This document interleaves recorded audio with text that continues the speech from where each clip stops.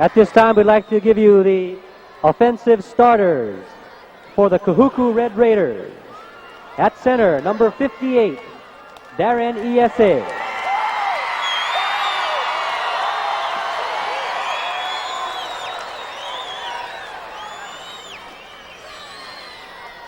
Playing right guard, number 79, Ose Masoe.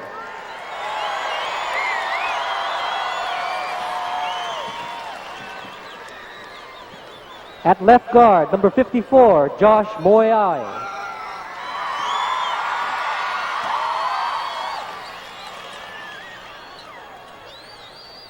Playing right tackle, number 75, Fa'asea Milo.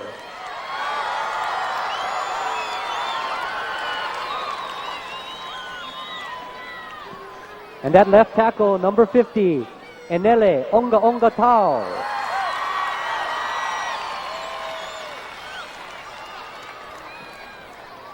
The tight end, number 87, Sakalia Magale.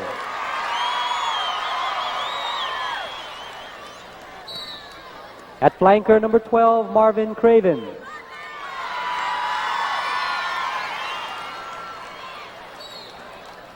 The wide receiver, number 2, Tremaine Anderson.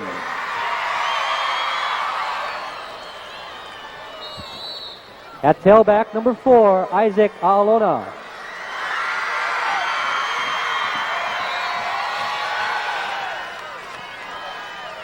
Playing fullback, number 5, Ken Fa'avai.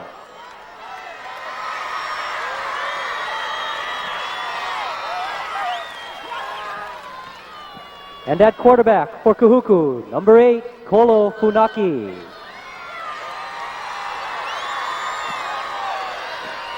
Head coach for the Red Raiders, Mr. Doug Simones. And the rest of the players and coaches of the Kahuku High School Red Raiders.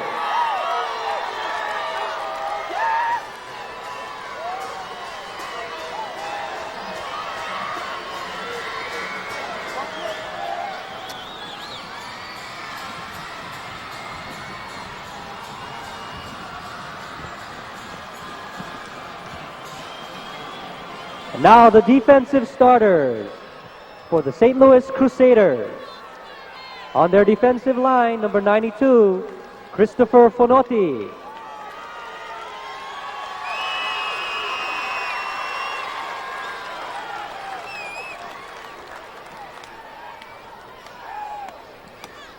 The other defensive lineman, number 95, Samuel Taulealea.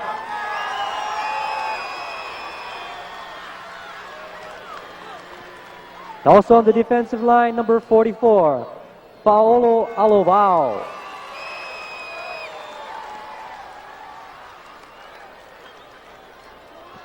Playing linebacker, number 45, Cameron Leao Tua.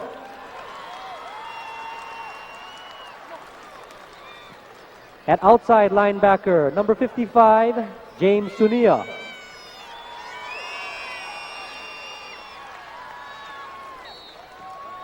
Also at outside linebacker, number 56, Jacob Yoro.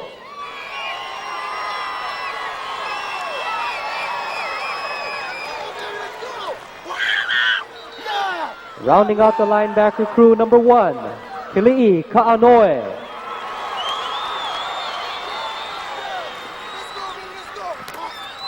Now the St. Louis defensive backs. Number 4, Jonathan Amrin.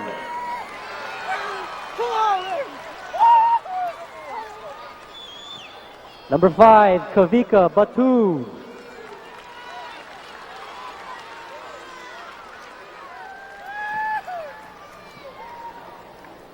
Number 7, Wesley Tufaga.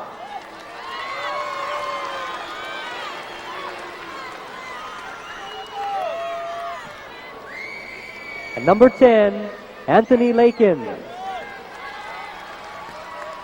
Head coach for the St. Louis Crusaders, Mr. Cal Lee. Along with the rest of the players and coaches of the St. Louis Crusaders.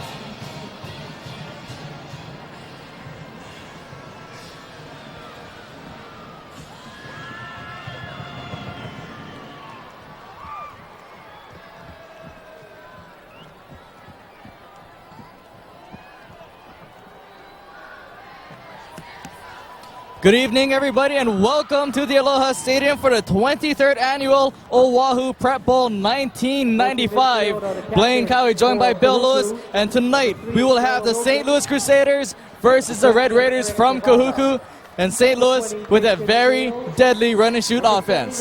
You know, the run-and-shoot is exactly right as we get an opportunity to see. This is the seniors on the field coming to the center of the field with the rest of the captains on the field, and let's touch real quick on this run-and-shoot.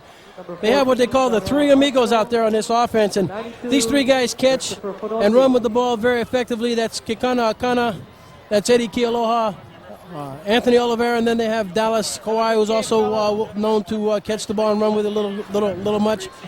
Kahuku, on the other hand, they go just the opposite, Blaine. What they're going to try and do in this game is they're going to run with the ball. They're going to run with the ball, and they're going to run with the ball, and they got three individuals who do exactly that. They've got Fa'avai, who's averaging 120 yards. They've got Alona, who's averaging 91 yards, and a guy by the name of Keo, who's just coming out of the ILH last season, a broken collarbone earlier in the year, rushed for 269 yards against Waianae a week and a half ago, and these three guys can just flat out pick them up and put them down. Jason Kao, after returning from that injury, has averaged 139 yards a game, including the 269 yards he had last game against Waianae for the OIA championship. Yeah, and right now we get an opportunity to see the captains in the coin toss. St. Louis has won the toss, and as been custom for Cali all year, they have deferred to the second half. I thought maybe this game he would elect to take the ball again. You can't score if you don't have the ball. His defense has only given up 173 yards a game. That's something that Kahuku is not accustomed to seeing in the OIA, Blaine. Very key for the St. Louis Crusaders to stop that very potent Kahuku running attack led by Kao Fa'avai and Isaac A'alona. Look for them to take a lot of handoffs tonight. And for St. Louis, one of their defensive keys is to stuff that running game and force the Kahuku Red Raiders to pass the football. Imperative for St. Louis to win this game is they have to force Kahuku to throw the ball in passing situations. Last year, they were in a passing situation. They still elected to run, this being Kahuku. Kahuku is averaging, Blaine, this is astonishing, 446 yards on the ground per game.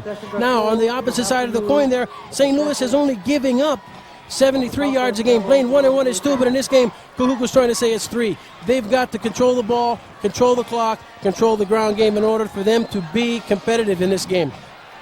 Kahuku Red Raiders preparing to go onto the football field to start the prep bowl. They will receive the ball first. There you see number 8. He is a starting quarterback for the Kahuku Red Raiders. He goes by the name Kolo Funaki. He's a 6 foot, 190-pound senior, and he is hoping to break this tremendous St. Louis domination streak. St. Louis has won the last 9 prep bowls, and they are going for their 10th consecutive one here tonight. Kahuku has played them in the last 3 and lost by 17 points, 15 points, and 6 points respectively. As you see, the kickoff is underway. Back to receive for the Kahuku Red Raiders will be Fa'avai. Fa'avai looking for a hole, has room up the middle, and Fa'avai brought down at the 33-yard line by number 55 for St. Louis, James Sunil. James Sunil again. Normally he's a containment on the outside. If you've seen him in past games, he's on outside contain. We're getting an opportunity to see the replay here. Fa'avai catches the ball at about the 6-yard line, and he gets a nice little hole again. One of the weakest points on St. Louis is their special teams coverage. James Sunil comes over, makes the stop. And the Kahuku Red Raiders coming out with 3 backs in their backfield. St. Louis going to have to look for the run here on 1st down and 10. Kahuku has the ball back on their own 34-yard line to start the football game off.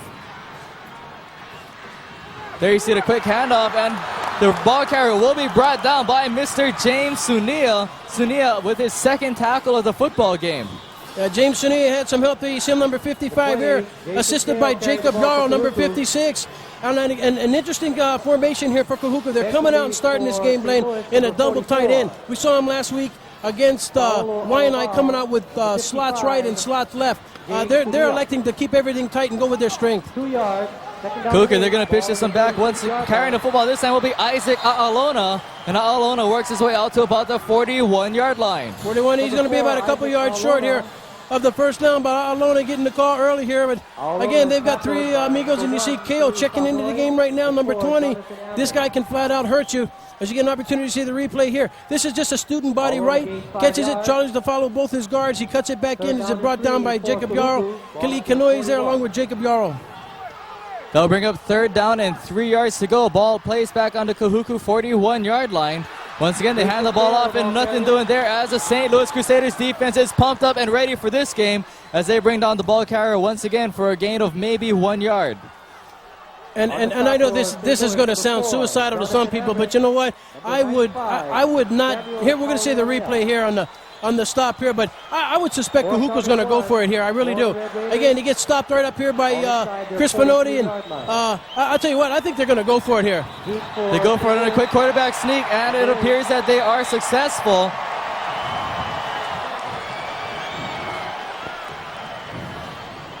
It appears we're going to have a discussion here on the field. We have the first charge timeout on blue. And the Crusaders calling a timeout, I believe, before that play got underway. And so the Kahuku offense will have to go back to talk to head coach Doug Simons. And again, this goes outside of the normal coaching strategy. Here you see a picture of Doug Simons right here. The situation right now is it's so early in a football game. They're electing to go for it here on 4th down. And again, I'm not surprised, as I pointed out before they attempted to do it. You see Cal Lee talking to his players right now. I guess they thought they were going to punt the ball, but right now I suspect that Doug Simons will probably try to draw them off sides right now. If they can't, then they'll probably punt the ball, take the delayed game. But real critical right now for Doug Simons and the Kahuku Red Raiders to go for it right now. 10 minutes, 9 seconds remaining here in the first quarter. Scoreless ball game, 4th down and 1 situation for the Red Raiders.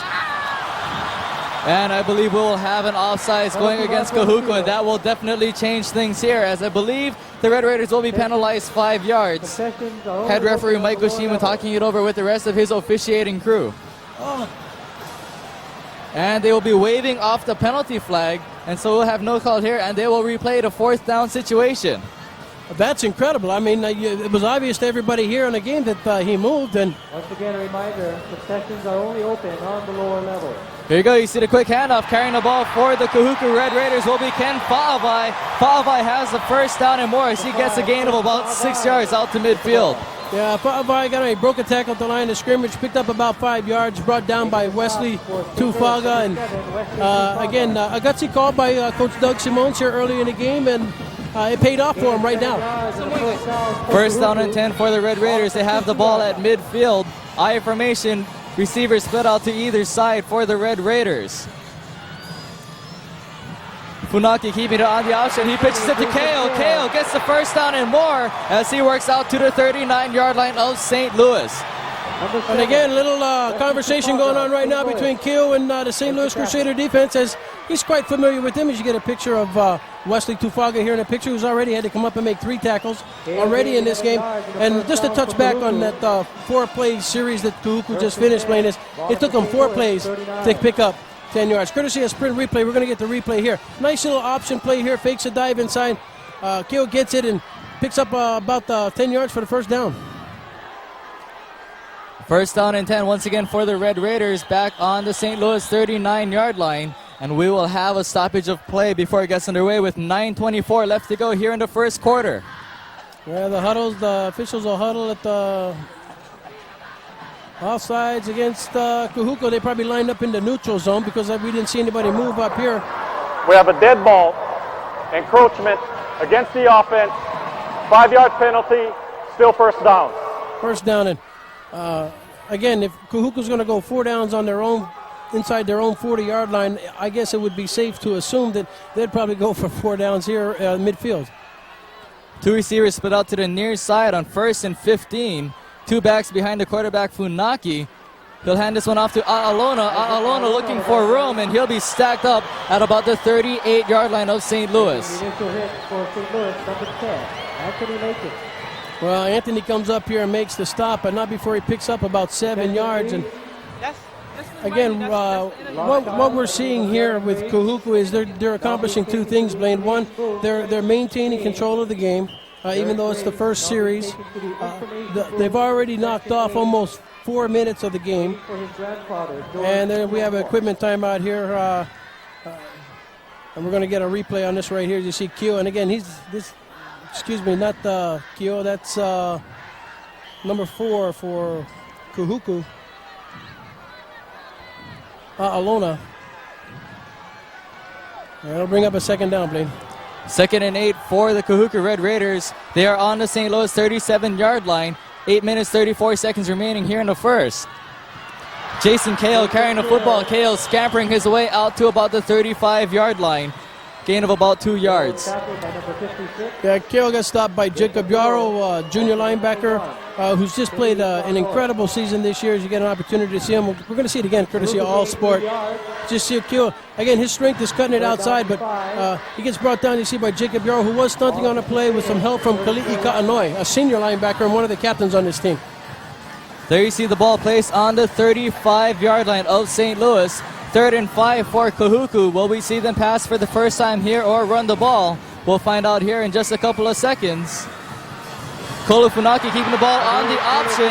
Funaki working his way out to the 25-yard line. And Kahuku once again picking up another critical first down on a 3rd down conversion. And again, just an option here. Wesley Tufaga having to come up and make the 4th stop already in this game. And that's something he's used to. Is we're going to see courtesy of Zippy's. It's just an option to dive. Make the dive here. He pulls it out. And right there, number 4 for St. Louis just missed his assignment. He should have had him behind the line of scrimmage. And as it is, it's a first down for Kahuku. 1st and 10, Kahuku Red Raiders mounting a drive here. They're on the St. Louis 25-yard line. Handoff, Kale carrying the ball once again. Kale looking for room. Kale out to the 10-yard line, finally brought down at about the 7. Jason Kale, very explosive here in this first possession for the Kahuku Red Raiders. Yeah, and they're doing exactly what Doug Simone talked about all week. They want to control the ball, control the line of scrimmage. And they're doing just that as Wesley Tufaga makes the tackle courtesy of GTE Hawaiian Tel. You see Mr. Kale right here just cuts out, reads his block by number 7. Here comes Wesley Tufaga, who just bear hugs him down to the turf, but not before he gets down to about the 7-yard line. Kahuku Red Raiders, golden opportunity here. First down and goal to go. 3 backs in the backfield as they come out in the double tight end formation. Ken Falvey with the ball. Falvey going to score a touchdown for the Kahuku Red Raiders, and that will give them a quick 6-0 lead.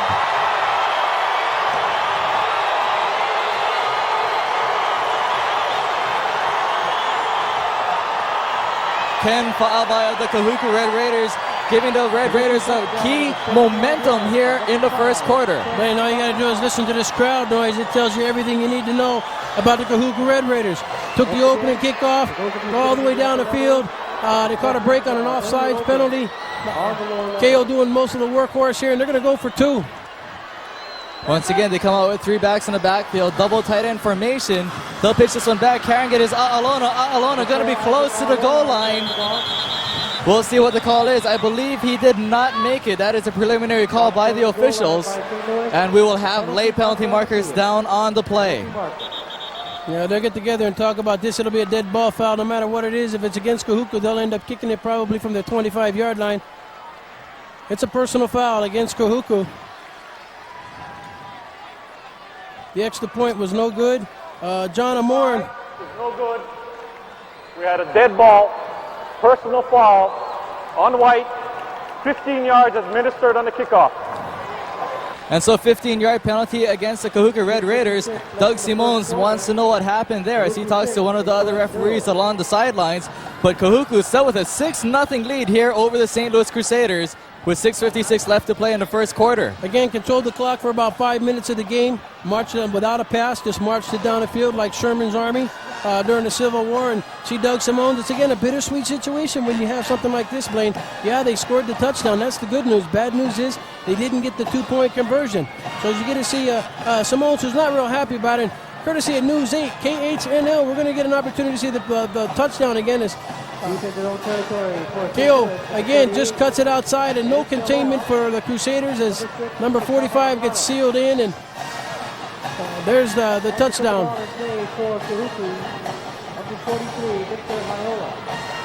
And here you see the score, 6-0 Kahuku Red Raiders on top. Kahuku picking up 4 first downs on that drive that consumed quite a bit of time off the clock here in the first quarter. Kahuku to kick the ball off. Victor Hayola to boot it away. Back to receive for St. Louis is Keikama Akana along with Eddie Kealoha. This will be Kealoha back at the 31-yard line, and once again we have a stoppage of play. This is going to be all sides on Kahuku. They're going to back up 5 yards. This is going to almost be like a safety kick here, and they're going to give St. Louis real good field position. And something you really don't want to do, and because St. Louis can score every time the ball is snapped. They're that potent in offense. Kahuku, as you saw, they have to drive the ball down the field, 7, 8, 9, 10 play drives, and they need to do that. Encroachment against the receiving team, 5-yard penalty. Please reset the clock to 6:56. And that penalty is going to go against the St. Louis Crusaders. So we get an opportunity to see the replay here. There's the kick there, and clearly something that, again, you see Cal Lee there not real happy, especially with that one right there, because it appeared Kahuku was offsides. Cali's football team this season, as far as every game I have seen them in, they have run into penalty problems. Hopefully they will not run into that, as that might come back to hurt them here. Hayola once again with the boot. This will be picked up by one of the upbacks. This is Wesley Tufanga. Tufanga looking for room. He's out to the 40, the 45. Tufanga looking along the sidelines. One man to beat. Tufanga brought down at the Kahuku 35-yard line. Game-saving tackle made by Kahuku's Neil Meatoga, as Tufanga had room past Meatoga along the sidelines to get into the end zone and pay dirt. Well, Wesley Tufanga, who's doing it on the defense, is trying to do it on the special team series. You get an opportunity to see Wes Tufanga here, who takes it ocean side, and now he's going to kick it right back up towards Diamond Head, and he's going to get all the way down to about the 35-yard line. And just an excellent run by Wes Tufanga, who is a defensive back, a free safety, who's really playing a great game defensively. And nice stop by 25 for the Kahuku. Darnell Arsenault with his first possession of the ball game. He slips and falls, and I believe they're going to call him down as his knee touched, as I believe he was tackled by the AstroTurf. Yeah, we got a flag on the play.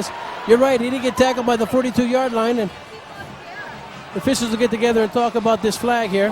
7 yards on that play. Holding against St. Louis. They'll probably decline this. I would assume the most coaches in this situation would, but again, Doug Simons went for it, 4th down on his own 39-yard line, so there's no telling what he does. You see Cal Lee here in this familiar pose with his hands on his hips, and pretty auspicious start for the Crusaders, but it is early. Cal Lee making his 12th appearance here in the Prep Bowl. St. Louis has made 14 appearances. Against the offense, the penalty is declined, 2nd down. St. Louis making 14 appearances. 11 of them have been under head coach Cal Lee. There you see starting quarterback Darnell Arsenault, one of the most elusive quarterbacks in the ILH this year. Very, very athletic and also very exciting player to watch. He'll have 3 receivers split out to the near side, 1 to the far. He's looking to pass on 2nd and 17. Arsenault going to be brought down at about the 47-yard line by the Kahuku Red Raiders defense. They're not giving him a chance to get out of the pocket. Maake Kemoeatu coming up to make the play. Yeah, and that's a sack. You take the sack and the fall down. You get the replay here. Darnell, this is a coverage sack here because he had all time to throw the ball. Good pass rush by the Kahuku front 5. And again, just being brought down from behind, that's a sack. And again, they got to go a long way to go just to get a first down. 3rd down and 22, as you see the man who just made the sack, Maake Kemoeatu, on your screen. He's going to look to make something happen once again, as St. Louis is in some trouble here on 3rd and 22. They're on the Kahuku 48-yard line. Arsenault with 3 receivers to the near side, 1 sent out to the far. Arsenault looking, fires just over the intended receiver, Dallas Kawhi, and almost picked off by Kahuku's number 13, Eric Tavaga, who's coming up to try to intercept the overthrown pass by Arsenault. Well, you can hear the Kahuku fans. This is what they wanted to do. This is what they've worked at it. See Doug Simons leading the cheers up front, and they're going to have to punt the ball here. Jeremy Gonzalez back to receive the punt from Gordon Schilling Jr. of St. Louis. Schilling Jr.'s punt takes a bounce at about the 17-yard line and bounces back in Kahuku's favor up to about the 19-yard line. James Sunia coming over here to make the stop.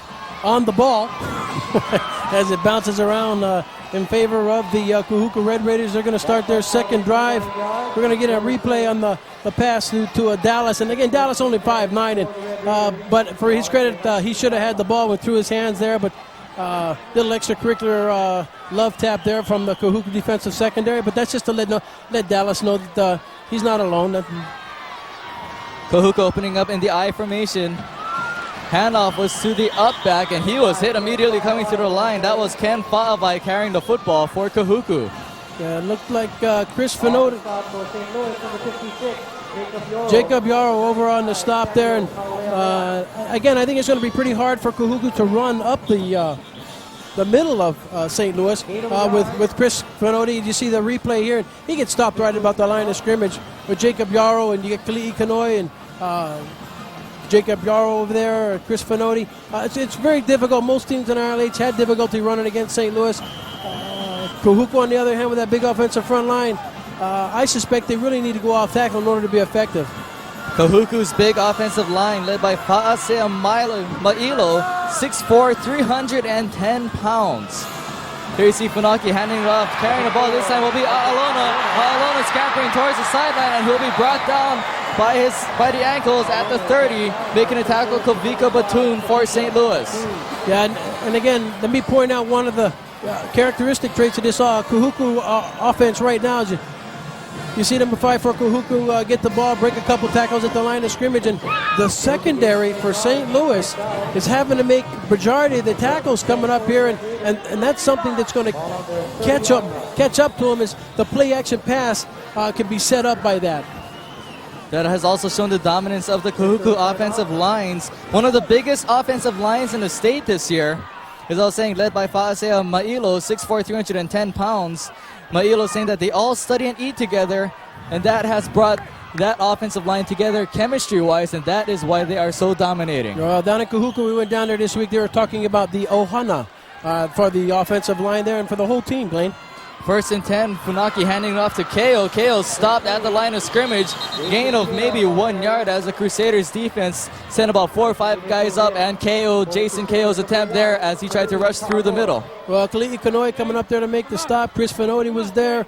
Wesley Tufaga come up from the free safety spot. And these guys from St. Louis, as you see the replay again, Keo just trying to find some running room, and he gets there. Kali'i Kanoi right there, and he's not going anywhere.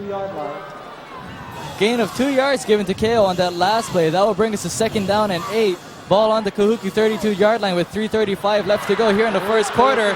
Funaki rolling out, and he's going to be sacked by St. Louis's Cameron Leao Tua. Tua coming and making a sack on Kolo Funaki back at the 18-yard line of Kahuku. Yeah, and again, most coaches like to live by one book, Blaine, and that's, listen, if it's not broke, don't fix it. They're running the ball. They're very effective. You see the replay here. He drops back to throw a quick slant pass, and Tua comes up here and grabs his throwing arm, which is very important because now he can't dump it off. But again, they're very effective running the ball. You kind of have to wonder why throw the ball now.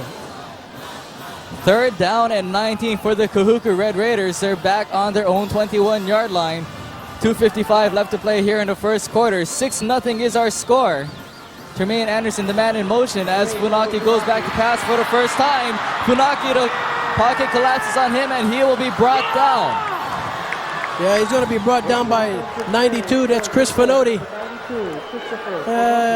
Again, it appeared maybe a screen was set up to the right side. It never materialized, and he got smacked pretty hard to the turf. He's a little shaken up here, as you'll see it right here on your replay again. But again, he's got trouble with the snap handle on the ball, and that right away just puts him into what we call a happy feet. He's got nothing to look at, and here comes Chris Finotti in there and just slams him down, and they're forced to punt out of their own end zone.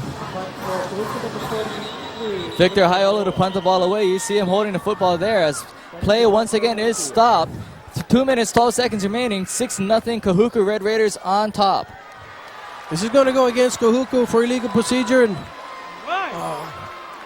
again, this is where St. Louis is very dangerous. Their special teams offensively very good this year, Blake. Dead ball. Ball start on the offense. 5-yard penalty. Still 4th down. You got Eddie Kealoha back there, as you see Doug Simons right here, who's got to be a little bit nervous right now. But you got Eddie Kealoha and Kekana Kana, 2 guys who can just flat out go right by you and you won't even know it. I mean, they're in bed before the lights hit the switch, all right? they're in bed before the lights go out. Doug Simone's leading Kahuku to their 4th appearance in the Prep Bowl. All of them under Mr. Doug Simone, so that shows how much power he has here. Very good coach for the Kahuku Red Raiders. They'll have to punt the ball once again on 4th and 31. Back to receive for St. Louis. Kekama Akana along with Eddie Kealoha. Snap is high to Hyola, but he'll boot this one away. Nice high arcing kick, going to be caught at the 40-yard line by Akana. And so that will give the St. Louis Crusaders the ball back with a minute 56 seconds remaining here in the first quarter. St. Louis trailing by 6. Credit the special teams for Kahuku right here. Not only was it a high snap, he makes the catch, brings it down. Again, little lackluster rush from the outside by the St. Louis Crusaders, who probably could have had an attempt to block it. But again, you see the Crusaders coming up here, great field position, Blaine, to start their second drive. Darnell Arsenal hoping to get things started here for the Crusaders as they'll have it 1st and 10. Arsenal stepping back to pass, looking for Akana. Akana with the reception. Kekama Akana, the leading touchdown getter for the St. Louis Crusaders, picks one up and brings it down to the 14-yard line on the connection from Darnell Arsenal. Eric Tavega comes up for the stop here, and he tries to make a stop to the inside. Here you see Darnell, courtesy our replay, just throws it out here and lets him come back for it. And Kekana, again, the leading receiver for the Crusaders and ILH, makes the catch and is down inside the 10. First down, St. Louis. Arsenal back to pass once again. He has Kekama Akana coming across the middle. Akana brought down at about the 3-yard line. And so St. Louis, just like that, is knocking on your door, getting ready to hit the end zone. And if you're a Kahuku fan, you definitely can't be too pleased with that. David Wallace again, we'll get a chance to see the replay here as Kekana makes the catch. And here comes David Wallace, wraps him up, and down about the 4-yard line, they're going to mark it, I guess, about the 3. And you see Darnell here who's starting to cook, and this is something you don't want to see as a Kahuku fan. It is a 1st down and goal. 1st down and goal to go. They have the ball on the 3-yard line. St. Louis attempting to tie this game up. Arsenal quick streak pattern. Intended receiver for St. Louis, Jonathan Amorin, just out of his reach. Again, this is all a timing pattern. As you see Amor come in motion to the left side, back to the right, back to the left, and then sprint to the right. It's all a timing pattern. He just turned just a second too late. And again, Darnell misses him. And again, 2nd and goal by St. Louis. Darnell Arsenal, one of the most poised quarterbacks here, as he converted 2 crucial 4th down plays in the game-winning drive last week against Punahou. He's trying to tie the game up here as he looks to pass once again on 2nd down. Lost this one up in the air for Wesley Tufanga. Nice high arcing pass by Arsenal. If Tufanga wasn't going to come down with that, nobody was. Tufanga just not able to jump high enough to bring that one down. Yeah, Darnell overthrew this one, just a little too much air underneath it. David Wallace, number 9 for the Kahuku coming up to make the stop. You see Darnell here again, back foot moving a little bit. He really didn't set himself as he had a wide open receiver in the right-hand corner, but elected to go to Wesley Tufanga. That'll bring up 3rd down and goal to go for the Crusaders. They trail by 6, 1 minute, 8 seconds left. He finds Kekama Akana in the end zone. Touchdown, St. Louis. As the Aloha Stadium St. Louis fans here go crazy. Kekama Akana, the man, making the touchdown reception from Darnell Arsenal. And again, Akana, the leading point scorer in the ILH with 13 touchdowns in the regular season. Picks up another one here. He had one yesterday, and you see a picture of Darnell Arsenal sucking up some water, and he did a great job the second series. Here's the all-important extra point to put them ahead. Kekama Akana to hold for Brad Dickinson. Dickinson's kick is up, and it is good. Dickinson showing a nice leg on that one as he boots it through the uprights. With 1 minute, 5 seconds remaining here, St. Louis Crusaders jump on top 7-6, getting some momentum back from the Kahuku Red Raiders. You see Dickinson right here, number 31 for the Crusaders. 34 regular extra points in the regular season. He's their leg. He does all the kicking for the Crusaders. You see Kekana Akana again. Nothing new there. The Georgia Nellis this year on the football team is you get an opportunity to see the replay of the touchdown here. And again, Darnell, good passing protection here. Akana, and again, Wesley Tufaga out there with a possible screen. He comes down with the catch. It's 7-6, but Blaine, let me point out this right now. This is only the second time St. Louis had an opportunity to convert anything. This is only the second drive, second time they've had the ball. Kahuku has had it 2 times, and already we're almost down the end of the first quarter. 1 minute, 5 seconds remaining as you see Keikama Akana on your screen making a touchdown grab from quarterback Darnell Arsenal. You're going to see another Prep Bowl replay here. This is going to be the touchdown again, as you see Akana just straight through the line of scrimmage. It's man coverage down in the end zone. Kahuku can't stay with him. He's too quick and comes up with 6 points. Sean Walsh kicking the ball away to the Kahuku Red Raiders. Ken Faavai picking it up at the 15-yard line, looking for some room. Faavai breaking again up the middle. Faavai going to be stopped by Wesley Tufanga. Faavai still pushing the pile out to the St. Louis 48-yard line, and we will have another late penalty marker down on the play. But what powerful strength shown by Ken Faavai on that last return. Yeah, and again, maybe the reason they had that, this is going to be a dead ball foul too, so this is going to go after the ball and play was dead, so this is going to be not only a 1st and 10, but probably a 1st and 25 as we get an opportunity to hear the official make the call. Dead ball, personal foul against the receiving team. Doing a run back, first down. But it's going to be first and a bunch of yardage here as we see Doug Simons, and this is his 2nd personal foul on the team, and again, he can't be too happy. We'll see the Prep Bowl replay right here. Catches the ball here at about the 15-yard line, trying to make his wall. He gets there, and again, just right through there. Looks a little help here, directing traffic. Now, Kanilua right there misses the tackle. Jacob Yarrow missed the tackle. And first down at 25. thank goodness for Wesley Tufaga, who's had to do a lot of tackles. That's probably his 5th tackle already tonight. For St. Louis, they're glad they didn't leave Wesley Tufanga at home, as he has made a lot of plays. 5'11", 180-pound junior for the St. Louis Crusaders. As you see head coach Doug Simons for the Red Raiders, hoping his team can regain the lead as they trail by 1 point now. 42 seconds left and counting here in the first quarter. Funaki handing it off to A'alona. A'alona tripped up at the 40-yard line. A'alona making a stop for Jess Dornelis for St. Louis. That's his first tackle here tonight, and A'alona coming up there. And let's point this out right now, Blaine. Jess was there to make the stop, but he tripped coming to the line of scrimmage. But the hole was there for them. The Kahuku Red Raiders are doing a great job opening up the holes. St. Louis is going to have to make some adjustments. 2nd down and 22. Ball back on the Kahuku 41-yard line. This should be the last play of the first quarter as Funaki looks to pass. Funaki going to throw this one into the ground as he was being pursued by 3, count them 3 St. Louis Crusaders, led by St. Louis's James Sunil. Yeah, and his playing partner right there, number 56, Jacob Yarrow, who plays baseball when he's not playing football for the Crusaders, and he just applied the pressure. Again, real good play action fake from Kahuku quarterback, and again, he had a receiver out there. He threw it into the ground. Smart play by him. You see a Prep Bowl replay as he rolls out here to the right side looking for a receiver. He knows he's going to get sacked. He throws it into the ground to the nearest receiver. And again, heads-up play by the quarterback. We'll have 1 second left here in the first quarter. Last play of the quarter.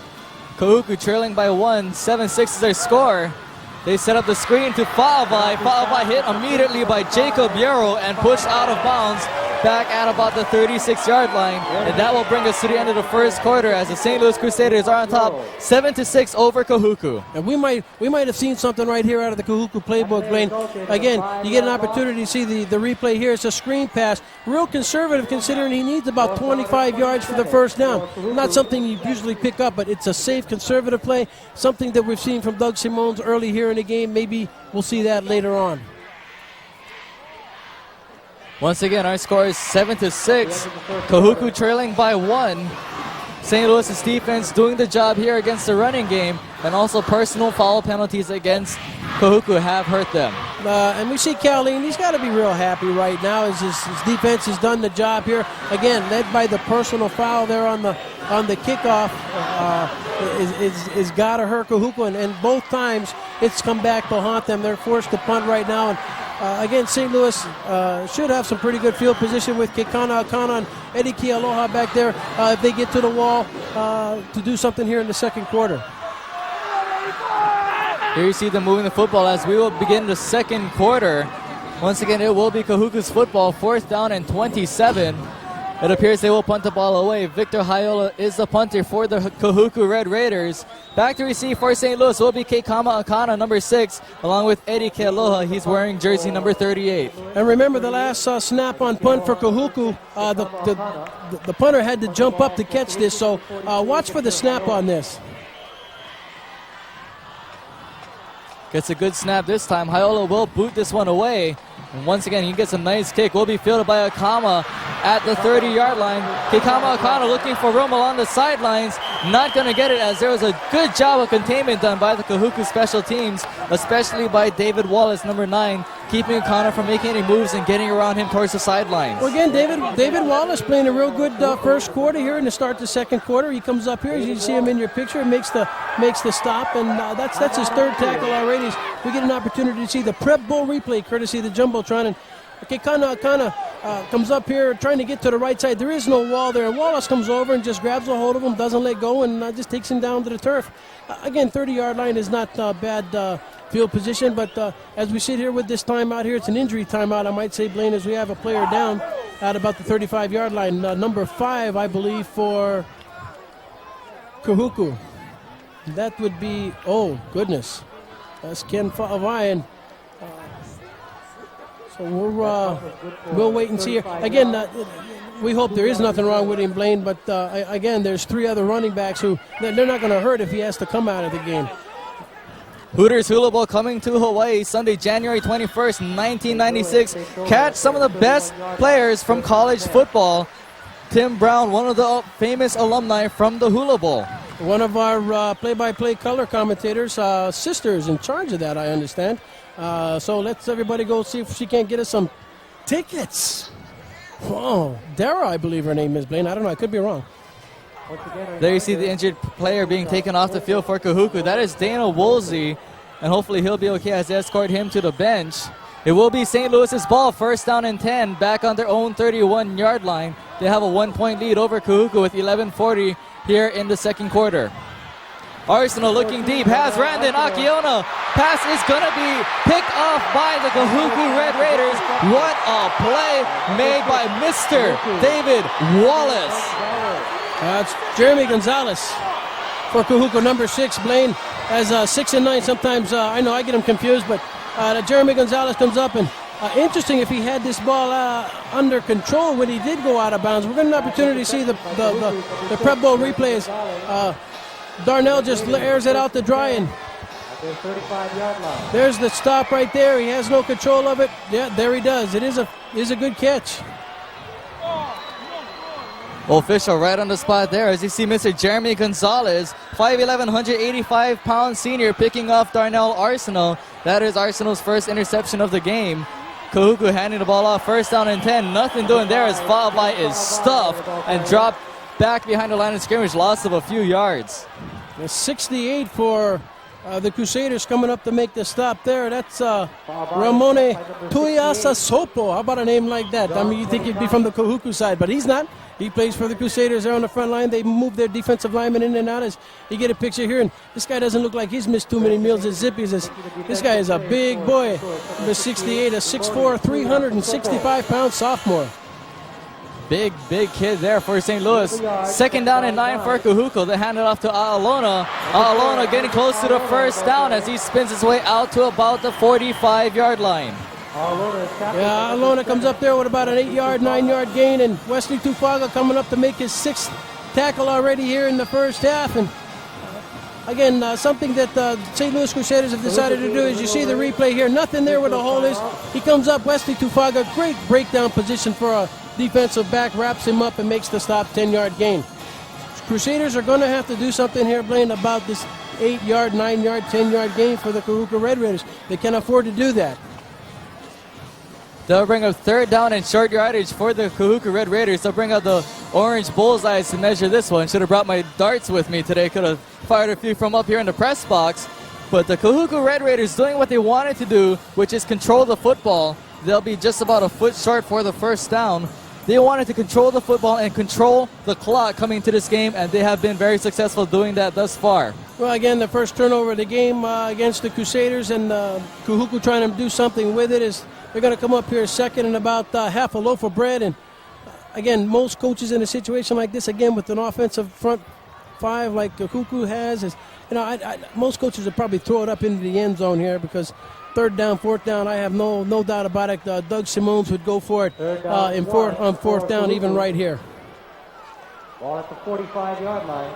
Third down and short yardage once again. 10:35 remaining here in the second quarter. Kahuku trailing by 1 to the Crusaders from St. Louis High School. Up by St. Louis Heights, close to the beautiful town of Honolulu.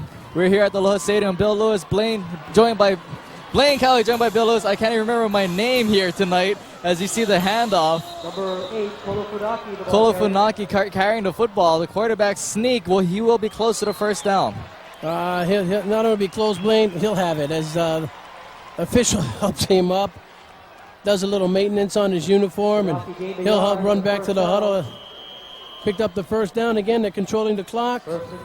They're doing what they want. And again, the midfield here, the Crusaders are going to have to be careful here not to give up something cheap. And I suspect Kahuku will probably run the ball here, Blaine. First and 10. They have it back on their own 46-yard line. 10 minutes left here in the second quarter as you see the handoff to Jason Kao. Kao, who rushed for an amazing 269 yards against Waianae, picks up about another 5 or 6 yards here.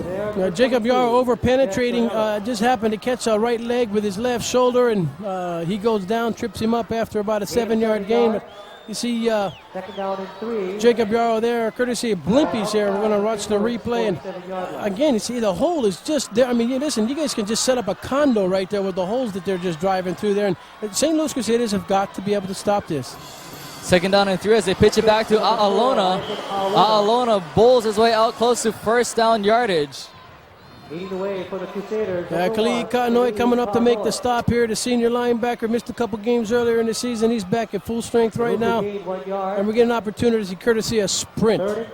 We'll see the replay here. Again, he just gets hit solid here with a helmet and brought down by Kali'i Ka'anoi at about the 46-yard line of St. Louis. It'll bring up third down and 2. Ball will be placed at the St. Louis 46-yard line.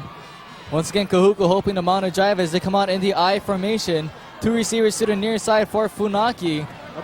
Once again, they hand it off to the transfer from Damien, Jason Kao. Kao not going to get the first down as he was hit once again coming through the hole at the line of scrimmage. Well, there was an audible right there. Kahuku saw something they liked on the defensive front, and he audibleized on the play. You see, courtesy of GTE Hawaiian Tel, you see the replay here. And again, nice blitz here. And Jess Ornelas, and Giddy comes up, makes the stop along with Jess Ornelas. And again, fourth down situation. Again, Doug Simons came here to win the football game, Blaine, and that means going it on fourth down. He's going to do it. Doug Simons has lost the last 3. 35-18, 37-22, and 26-20. Gradually getting better. He's going for it here on fourth down. A'alona struggling for the first down. I'm not sure if he's going to get this one. We might see the chain gang as St. Louis was all over that play, hoping to keep A'alona away from the gain of 1 yard. He's going to be short, Blaine. He's going to be about half a yard short as Doug Simons and the coaching staff over there not real happy about the mark, and it's going to be first down St. Louis. You see them conferring here on the field. Ken Fa'avai anxiously waiting the call as he talks to the head referee, Mike Oshima. Doug Simons also asking the officials what's going on as he's not too happy about the mark that they gave him with 8:01 left to go here in the second quarter. 7-6 is the score. Kahuku down by 1. Well, you might want to ask Doug Simons if he wants some cheese with his wine, as it looks like he's doing over there on the sidelines. But again, not a real favorable mark. He does stretch out, but again, you can see right there, he's nowhere near the first down. I'm even surprised whether he's even going to come in with a mark here. It's obvious for us that he didn't make it. Doug Simons still pacing the sideline. There you see him talking to his quarterback, Kolo Funaki. Jason Kao standing behind them. Yeah, the chains are all tangled up on the sideline over there. You see Doug Simons talking to number 8 over there, his quarterback, and not real happy of the crowd. You can hear the boos. Quite a crowd here tonight at the Aloha Stadium. We probably got a good 25,000, I'd say, offhand. Finally, the chains come out onto the field, and we'll see the mark. Not even It close. appears that he will be short by about a good yard. And so the Crusaders defense holds fast here. Doug Simone's not happy with that, but the St. Louis offense, led by Darnell Arsenal, will come back out onto the field. St. Louis takes over. Well, Doug Simone's better be real careful because I know those yellow hankies are not just for the players. They can toss one on the coach too, and he's coming awful close. He's working that official pretty good. St. Louis once again in their run and shoot offense. 1st and 10, ball on their own 45-yard line. Arsenal, quick pattern. Bad communication there as Dallas Kawhi was not looking for the pass. They're going to talk that one over in the huddle. Making coverage for Kahuku, Bronson Miranda. Well, as we get an opportunity, we're going to see the replay here. The ball's, again, Darnell's throwing off his back foot, but he's still moving. It's like a jump shot pass. And again, not very effective. Darnell's better effective when he goes back into the pocket, sets up, plants his foot, and throws the ball in. 7:51 remaining here in the first half. 7-6 is our score. St. Louis with the ball, 2nd down and 10. Arsenal looking to pass. Once again, off the fingertips of the intended receiver for St. Louis, Craig Carvello Stutzman. Stutzman and Darnell, again, not coming up with the play here. And I suspect something here, Blaine, is that the offensive coordinator for the Crusaders, that would be Ron Lee, they're setting up something for the secondary for Kahuku. We're getting single coverage, especially on the weak side for Kahuku. So I suspect a single coverage action right now. We'll probably see Darnell go up to Eddie Kealoha in this situation. Darnell Arsenal, talking to him before the game, said he expects a lot of zone and man-to-man coverages, but he was concerned about the blitz from the Kahuku defense as he goes back on 3rd and 10. He fires this one, and I believe we'll have pass interference as the pass is intended for Kekama Akana at the 24-yard line, and Akana was bumped before he had a chance to get to the football by David Wallace. Yeah, but, I'll tell you what, Kahuku's got to really thank their stars because they got a pass interference down here, but they had Eddie Kealoha open on the left-hand side of the field. As you see, the officials make the initial call right here. And it'll be pass interference, but Eddie Kealoha was just wide open on the left-hand side. Nobody was near him. Broken coverage by Kahuku, but Darnell didn't pick it up, and he decided to go for the pass on the right-hand side. Pass interference will be the call here. Defensive pass interference, 15 yards and an automatic 1st down. That bailed him out, Blaine, because that was a 3rd down and 10 situation. And Doug Simone's, that's three big penalties against Kahuku already this first half. And so St. Louis with a second life here as they have a 1st down and 10. Ball on the Kahuku 40-yard line. We'll have an equipment check here by one of the officials. I believe they're working on one of the St. Louis offensive linemen. Yeah, let's point out one thing to our fans right now who are watching the game, Blaine, is that Darnell is really getting a lot of time to throw the ball. So the offensive front 5 for St. Louis is giving them good protection. 1st down and 10 for Arsenal. Randon Akiona coming in towards the line as he is the man in motion. Arsenal, lots of time. Once again, he fires. It will be complete to Akiona, and Akiona out of bounds at about the 25-yard line. 1st down, St. Louis. There'll be a holding penalty on St. Louis as this play is going to come back.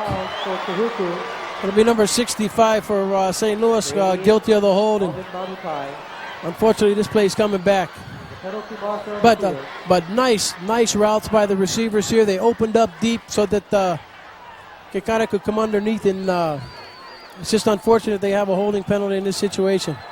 Holding against the offense, 10-yard penalty from the spot-up foul. Repeat 1st down. Cal Lee not too pleased with the call. You're going to see the replay here. Arsenal all kinds of time to fire as he finds Randon Akiona around the 1st down marker. Akiona pushed out of bounds. Nice route run by Randon Akiona. Just a holding call will push them back to 1st down and 30. They'll have the ball back on about the St. Louis 45-yard line as they move the ball up just a little bit. Thanks there, partner. You're right. This ball is going to be marked at about the 45-yard line. And single coverage by Kahuku. That's a little gutsy for them. So we'll see what happens here. It'll be 1st down and 25 for St. Louis back on their own 45-yard line. And we will have a timeout called by St. Louis. That will be the second one they call of the game with 7:32 left to go in the second quarter. 7-6 is our score. St. Louis on top. Yeah, Darnell saw something he didn't like with the play or the personnel that was coming in, and Darnell, again, one of the leading passers in the ILH and representing St. Louis well. This guy, they call him the magician. I mean, he did everything he needed to do, and he's going to do everything he needs to do in this game, Blaine. Once again, 7:32 left here in the first half. St. Louis on top. Y. Give me an E. E. Give me an S. Come on, give me an S. What do you get? Yes!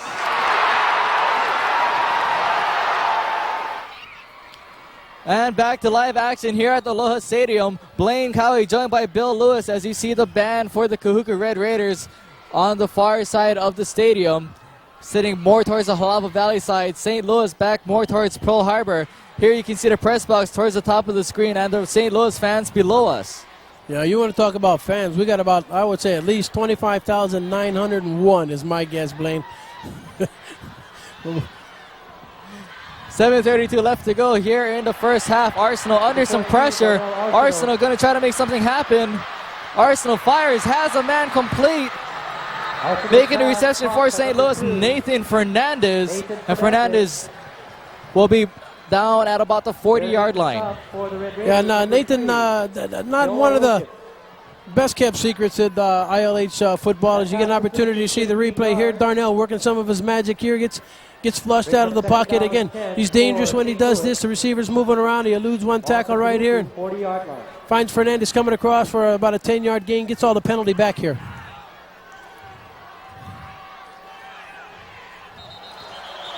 And we will have penalty markers down on the play before this 2nd and 10 situation gets underway.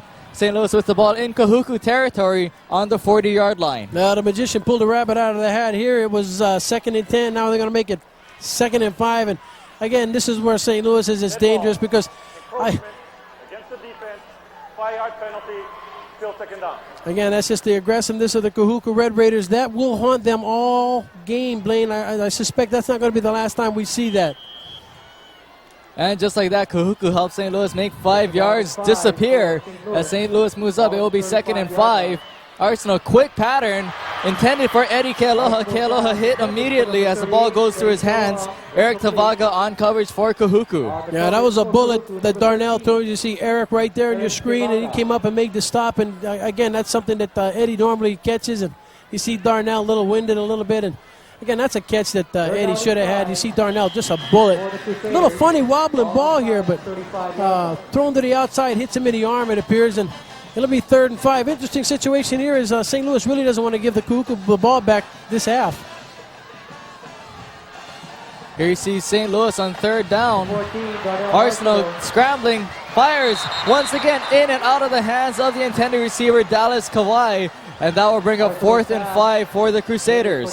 Something you don't see from the St. Louis receivers. I mean, this is what they're taught to do in practice since they joined the school, and that's catch the ball. And right now, it appears St. Louis is going to go for it here in this situation. Probably try to draw them off sides. I would suspect that's a ball right here that Dallas has got to come up with. He had 2 steps on his defender. And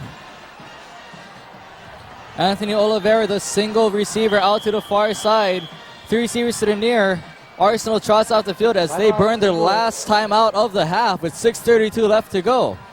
Well, again, the receivers on the right-hand side, they had 3 receivers to the right side, and you have to cover one receiver. The split end has to be on the line of scrimmage when you have 2. 3rd and final team timeout of the 2nd half, first half for Blue. To finish that thought there, they had 3 receivers flanked out to the right side, but only the slot was on the line of scrimmage, which left the end uncovered. You can't do that. As you see, Doug Simone's right here, and it appears we have the Goodwill Football Classic coming up on December 8th at 7:30, Blaine. That is going to be the high school all-star game. Once again, December 8th, 7:30 p.m. starting time. It's going to be a Friday, so just before your weekend gets underway, come here to the Aloha Stadium and grab some great all-star football here from the high school levels, OIA and ILH. Interesting situation here. Either they're going to go with a quick count or they'll go with a long count. But again, they still can't get on the same page. St. Louis appears to be in formation as this is 4th down and 5. Number 14, Arsenal, lots of time, fires across the middle, has a man complete to Randon Akiona. We'll see if Akiona gets the first down. I believe he does. He does. First down, gutsy play. I mean, he was well covered, Archeona was. And again, Darnell, all time to throw the ball. You see him in a replay here, nice and low where nobody else is going to catch it. And Akiona makes the catch. He's double covered there by Kahuku's number 51 and 88, I believe. And incredible. You know, and that's something that Darnell's done for St. Louis all year, Blaine. I mean, we shouldn't be surprised when we see it. We are, but we shouldn't be. Darnell Arsenal leading his troops downfield. They'll have it 1st and 10 in Kahuku territory on the 28. Arsenal under some pressure. Arsenal is going to fire this one up in the air to Stutzman. Craig Carvalho Stutzman with the reception at the 15-yard line. And what a pass by quarterback Darnell Arsenal as he just lofted that one up in the air over the linebackers and right into the hands of Mr. Craig Carvalho Stutzman. Looked like a 3-point shot off a breakaway. I mean, Bronson Miranda was the closest Kahuku defender by him. We're getting an opportunity to see, again, a stunt by Kahuku, and every time you stunt, you leave yourself vulnerable or something. It happened to be the big pass play right here, and St. Louis is moving the ball effectively right now. St. Louis with the ball on Kahuku's 16-yard line. Arsenal pitches this back. Carrying the ball is Micah Anchetta. Anchetta down to the 5-yard line. Wrapped up and dropped by Kahuku's Jeremy Gonzalez. Well, what they call this, Blaine, they call it a blind option. And what that is there is no fake to the up back. What happens on the snap of the ball, as we see the replay, is you'll see Darnell, or you're going to see Anchetta right here after he catches the ball from Darnell. But what happens is Darnell gets it, runs right for the defensive end, makes him commit, then pitches it at the last second. And what you have there is 1st and goal from the 5-yard line. Number 1, Kali'i Ka'anoe, and number 7, Wesley Tufanga. Both defensive players for St. Louis have just checked into the game on offense. Arsenal drops back to pass.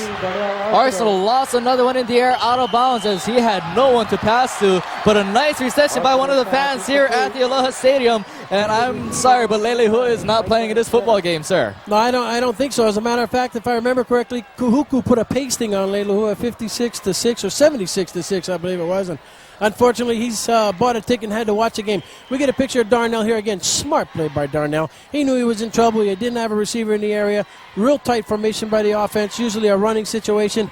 He elects to throw the ball. He throws it out of bounds. Smart play. Unlike last week when he got sacked twice in situations like this against Punahou. Speaking of Lele Hua, they were the last OIA team to win as they won the championship in '84. Here Arsenal pitches it back to Eddie Kealoha. Kealoha will have 1st down yardage. That will bring up 1st down and goal to go for the Crusaders as they are knocking on your door. It'll be 3rd down, Blaine. 3rd and goal as they had it from the 5-yard line. As you see, again, the blind option to the left side this time, and Eddie just can't get to the outside as he tries. And again, coming up to make the stop there is Kealoha Wilkins, a defensive back, 5'10", 175-pounder. 3rd down situation. Again, they like to throw the ball to the left side here. Be 3rd down and goal to go. I formation for St. Louis. They pitch it back to Akana. Kikama Akana, good blocking in front of him as he gets into the end zone. 2nd touchdown of the game for Kikama Akana. And St. Louis with a 13-6 lead here over the Kahuku Red Raiders with 4:27 left to go in the 1st half. Yeah, again, this has got to have surprised the Kahuku Red Raiders coaching staff. Again, 3rd and 5 in a situation like this. Again, St. Louis is going to throw the ball. Here, they just faked it. I mean, I was surprised myself playing. They pitch it out. It's student body left. They pull both guards, and he finds his way into the end zone. Kikama Akana to hold for Brad Dickinson's extra point attempt. And once again, the kick is up, and it will be no good. And so St. Louis has misses the extra point attempt, but they still have a 7-point lead, 13-6 over Kahuku as Dickinson walks off the field. Yeah, this has really got a hurt right now because, again, Kahuku has a penchant after scoring the ball for going for 2 points. A touchdown, a 2-point conversion puts them in front. You get an opportunity to see Dixon right here. Again, he just missed it. Again, one of the rare misses. I think he's only missed 3 all year. You see, here's the touchdown right here. Akana, and he's got number 29, number 74 pulling right there, Henchetta, and he just finds his way into the end zone. Nice dive. Boom, crosses the plane. 6 points. Little knee in the back there, but that extra point, again, it's always a bittersweet situation as Kahuku gets a little momentum with the block punt there. And again, Kahuku can score. Let's not forget that, Blaine. Kikama Akana there on your screen, his second touchdown of the game. He's holding his right side a little bit, probably just a wee bit dinged up as he has been all season. He caught a knee, and we saw in that replay after he got in the end zone trying to get up, he caught a knee as a defender. Again, not intentional, as you see the replay here. Darnell, again, just a sweep. They pull Anchetta, number 74 for St. Louis would be Mark Sylvester. And he dives in there, and you'll see number 24, Neum, right there in the back. And here you see 4:27 left to play. 13-6 is our score. We had an attempted kickoff attempt, but we had penalty markers thrown down on the field at about the 45-yard line of St. Louis as Cal Lee looks on. His team up 13-6. 4:27 left to play. Encroachment against the kicking team. 5-yard penalty. Still on the kickoff. 4:27 left to play here in the second quarter. 5-yard penalty called against St. Louis. That's unfortunate because they had a unique situation down there where St. Louis recovered the kickoff. And again, probably because of the whistles, Kahuku didn't react to the ball. As you see St. Louis coming up here, number 89 for St. Louis. Sean Walsh, a 6 foot, 155-pound senior. Again, his kicks aren't real high, but they're deep. And again, that's dangerous when you got the three amigos back here at the 20-yard line, Blaine. Walsh boosts this one along the ground. He'll be picked up by the man in the middle. I believe that is Fa'avai. Fa'avai, a very dangerous on the return so far, and he's going to do it again as he has got another tremendous return out to the 45-yard line. Ken Fa'avai doing it on the kick returns for the Kahuku Red Raiders. Wesley Tufaga seems like the only name that St. Louis has been calling here tonight. And again, great field position as we get an opportunity to see the replay here. And again, there's a missed tackle there by James Sunia. Jacob Yarrow misses him. Naniloa misses him right there. And this guy just is tough to bring down. But Wesley Tufaga seems to have an knack for doing it. 4 minutes, 17 seconds left to play here in the first half. I formation once again for Kahuku as they hand it off to Keo. Keo bouncing off a lineman and runs right into one of the St. Louis linebackers at about midfield. He ran into a linebacker all right named Jacob Yarrow. This guy, I tell you, he is a brick wall. He's going to be a great one next year. He's a good one this year. Should be an all-star team. We're going to get the replay here as Kale. Not carrying the ball a whole lot tonight. He runs into his own blocker right there. Just runs into Jacob Yarrow, who did a good job staying home, not executing to the left as most linebackers like to do in that situation. Gain of 5 yards by Kale as they pitch it to A'alona this time. A'alona working his way for yardage past the first down marker. Gain of about 8 yards as he is finally brought down at about the 42. Yeah, Wesley Tufaga comes up along with Kali'i Ka'anoi, but you know, your linebacker 10 yards past the line of scrimmage making a tackle is not good news, Blaine. He's a middle linebacker. But Wesley Tufaga comes up, makes the stop here, and you see Ka'anoi right there just overextends himself. And he did hold on to him. They take him down after a first down. At the 41-yard line. First and 10 for Kahuku. They're on St. Louis's 41. Kale, the ball carrier. Jason Kale carrying the ball, gets back maybe to the line of scrimmage. They're coming up with the stop there for St. Louis is Kali'i Ka'anoi with the stop. And again, Kale not having the success he had in the OIA championship. And again, he's not getting the same carries, but he's going to come up with a loss of about 1.5 yards. The clock is running down, and Kahuku's going to have to throw the ball if they expect to get the ball in the end zone. 2:53 and counting left to go here in the first half. Kahuku trailing by 7. 13-6 is our score. Second and 12. A'alona carrying the ball, and what a hit by Mr. Jacob Yarrow coming up. The junior linebacker, 5'11", 210 pounds, just laid one out on Isaac A'alona. I'll tell you, 11 guys like this, and you wouldn't need a bench, I'm telling you. This kid is just having a... Blaine, let's look at it. This guy is only a junior, and he's coming back. Here it is right here. Oh, well, and again, assisted by his playing partner right there, number 55, James Sunia. Jacob Yarrow and James Sunia, what a combination for St. Louis as they are two of the best linebackers maybe in the ILH. Kahuku 3rd and 14. Fires, has a man. It is complete. Carrying the ball is Marvin Cravens, and Cravens works his way out to the 25-yard line. First down, Kahuku, and they passed the ball that time. Well, they sure did pass the ball. Skavika Platoon comes up to make the stop here. You got to see the thing is, he had all day to throw the ball here. I don't understand this right here. He hits him in the seam right here and catches it on the 30 and just picks up another 8 yards after he makes the catch. And Kahuku having to burn a timeout here, Blaine, but that's something that St. Louis is not used to seeing, especially from an OIA football team. Kahuku using their first timeout of the first half with 2 minutes left to go here in the second quarter. They trail by 7 to the St. Louis Crusaders, 13-6, as you see some of the lovely cheerleaders here at the Aloha Stadium tonight. Now, this looks like to be the St. Louis Crusaders cheerleaders, Blaine. I'm glad you pointed that out to us because, gosh, I would have never noticed it. But Doug Simone's over there talking to his team. You just see Cal Lee over there talking to his defense. That's his forte, his strength, and he leaves the offense up to his brother. Oh, gosh, look what we have here, Blaine. Stadium Stars, we do all the high school sporting events. If you're looking for tapes, give us a call, 486-9511. What was that number, Blaine? 486-9511, and yes, I do know how to read. Thank you, Blaine. Again, the brain trust for both schools here. And again, this could be very interesting. That Kahuku gets in and scores, or St. Louis holds them. Again, momentum swing going into the halftime with the 2-minute warning. Shades of the NFL. 2 minutes sharp left to play here in the second quarter. St. Louis on top 13-6, but Kahuku driving.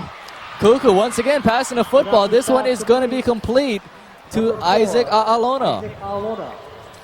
Yeah, again, Kahuku not showing a penchant for kicking the ball, extra points, field goals throughout the season. And you see Jess Dornellison, your picture there, making the stop as we're going to get a replay.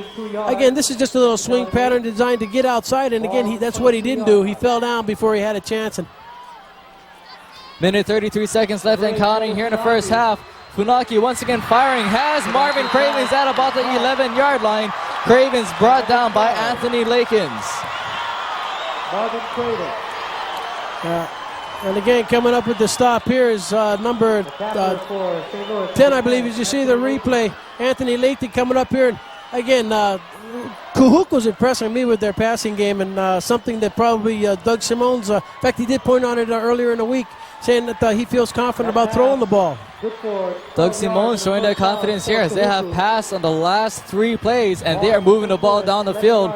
They have it on St. Louis's 11-yard line with 1:18 and counting. Kahuku trying to get a little bit closer to the St. Louis Crusaders. They are down 13-6. Once again, Funaki coming up. Kale, the single back. They'll pitch this one back to Kale. Kale going to slide down at about the 11-yard line as he had nowhere to go. St. Louis coming up and just surrounding Kale. 56 seconds to go again here. And that we get a timeout here. You see Khalid Kanoy in your picture right now. And Blaine, we're going to get a replay courtesy of the Jumbotron. Kehao is just, excuse me. Jason just not having a real good game here, slipping and falling down the turf. It's not wet. And this is something right now, again, before this play, I would say that Kahuku would have had a definite advantage because they're throwing the ball effectively. They're running the ball. As you get an opportunity to see the offensive coordinator for Kahuku talking over the play selection here with 56 seconds, 55 seconds left. They have no more timeouts. And the Pro Bowl. 1996, that's about 35 days away, I believe, Blaine. More All-Star action here at the Aloha Stadium coming up February 4th. Hey, that's the day after my birthday. That might be a good birthday present for me. I wouldn't mind going to see some of the NFL players, the real stars, the guys that get paid to play professional football, coming to Hawaii once a year. It's an annual tradition. We'll pass the hat for you, Blaine. Maybe we get enough donations to get you 2 tickets. We got enough people where I could probably get just a little bit more than 2 tickets if you pass it around the stadium here tonight. 55 seconds left to play. St. Louis Crusaders on top 13-6. We are winding down the end of the first half. Kahuku trying to punch this one in. Ken Falvai struggling, going towards the goal line. Broke a couple of tackles as he is down at the 1-yard line. So James Sunia with the stop here, and Kahuku going to burn a timeout here, and the ball's down at about the 1-yard line. And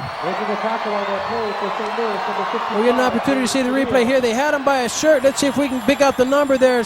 Yeah, it's Kali'i Ka'anoi again. He's got him by the shirt, and just the strength and power. Kahuku's running back, Ken Favai. You can see it right there, Blaine. It's about, about 10 Manapuas. Kahuku burning their last timeout, I believe.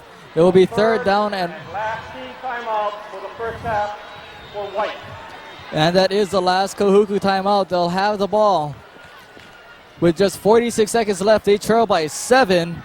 Kahuku's offensive line hoping to allow their running backs to get into the end zone. Talking to one of the offensive linemen before the game, he said there are 2 great pleasures about being an offensive lineman. One is driving a guy to the ground, and the second is watching your running back get into the end zone through one of the holes you helped create. Well, they're going to get an opportunity to see if they can't get one of these 2 things going on right here. The crowd for Kahuku just trying to back their team up, and see the official talking to him right now about probably the placement of the ball and the clock running, because with 46 seconds left, they'll probably get this play and one more out, Blaine, if it's not a pass. It will be third down and goal to go. Kahuku with the ball on the 1-yard line. Possible big play here before both teams head into the locker rooms for the halftime. Kahuku running the ball. No signal yet from the referees. Touchdown is the call. Kahuku now 13-12 is our score. Kahuku trailing by 1 with 40 seconds remaining.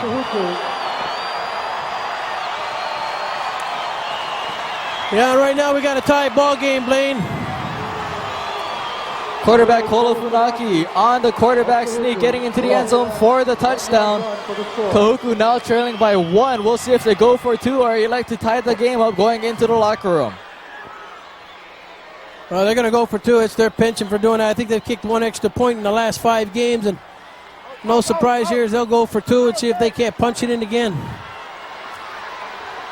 They set up in the I formation. Jason Kale set up as a single slot back. He moves in motion. Handoff. Play action. Had everybody fold. 2-point conversion is good from Kolo Funaki to Victor Haiola. And that had the cameraman fold. That had me fold. Had everybody fold. Well executed play by Mr. Kolo Funaki. Yeah, and you can see the crowd shout right now. And I think that's Kahuku sideline, isn't it? You see right here, and again, even faked our cameraman out. That was just an excellent play fake by Kahuku quarterback, and just all wide open in the end zone for the 2-point conversion, and just a nice drive by Kahuku to end this second half again. But there's 40 seconds left. Interesting to see what Coach Cowley will do here with his special teams. And if, again, the field position is the key. If they can get something up to about the 50-yard line, you'll see something in the end zone. They see Victor Haiola, the recipient on the 2-point conversion, and quarterback Kolo Funaki, who scored the touchdown and fired the pass to Haiola, giving Kahuku a 14-13 lead over the St. Louis Crusaders with 40 seconds left to play in the first half. Well, last year they lost this game by 6. The year before that was 15, and 2 years before that was 17. As we're going to get an opportunity to see the replay on the touchdown here. Again, just a quick snap and a quarterback sneaking. Again, just following that offensive line in front of them, and as big as they are, 6'4", 250-pound average, you know, that'll pretty much get the job done. Victor Haiola booting this one away. This will be picked up by Tufanga. It was dropped.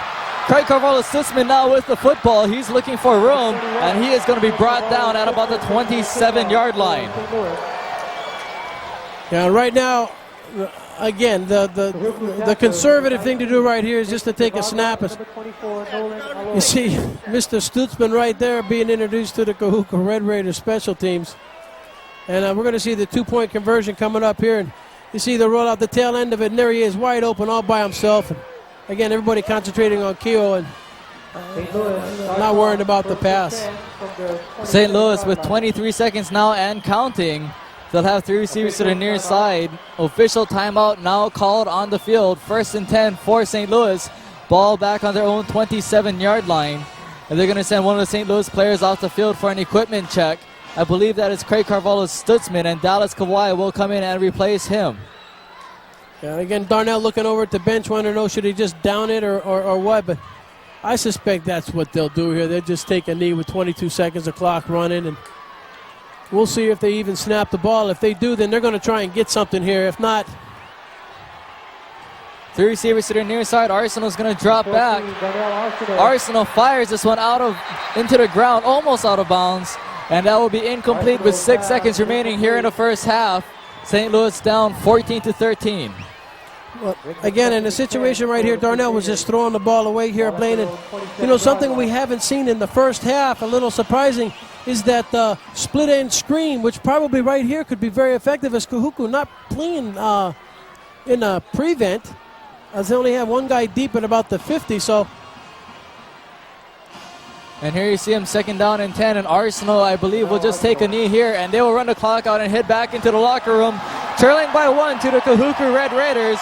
Darnell Arsenal says this may be one of the best Kahuku teams he has played against. They have the total package of offense and defense, and they have given St. Louis fits here as they trail by 1 point. Well, again, Blaine, let's point out this is the first time in this series between Kahuku and St. Louis in a prep bowl that Kahuku has been leading. After 3 tries, this is the 4th one, and they're winning by 1. They're that extra point coming back to haunt the Crusaders. Once again, 14-13 as we head into the halftime. For Bill Lewis, I'm Blaine Cowie. Thanks for joining us. Second half will be done by Kevin Hashiro and Joel Pohukula. Thanks for watching, everybody.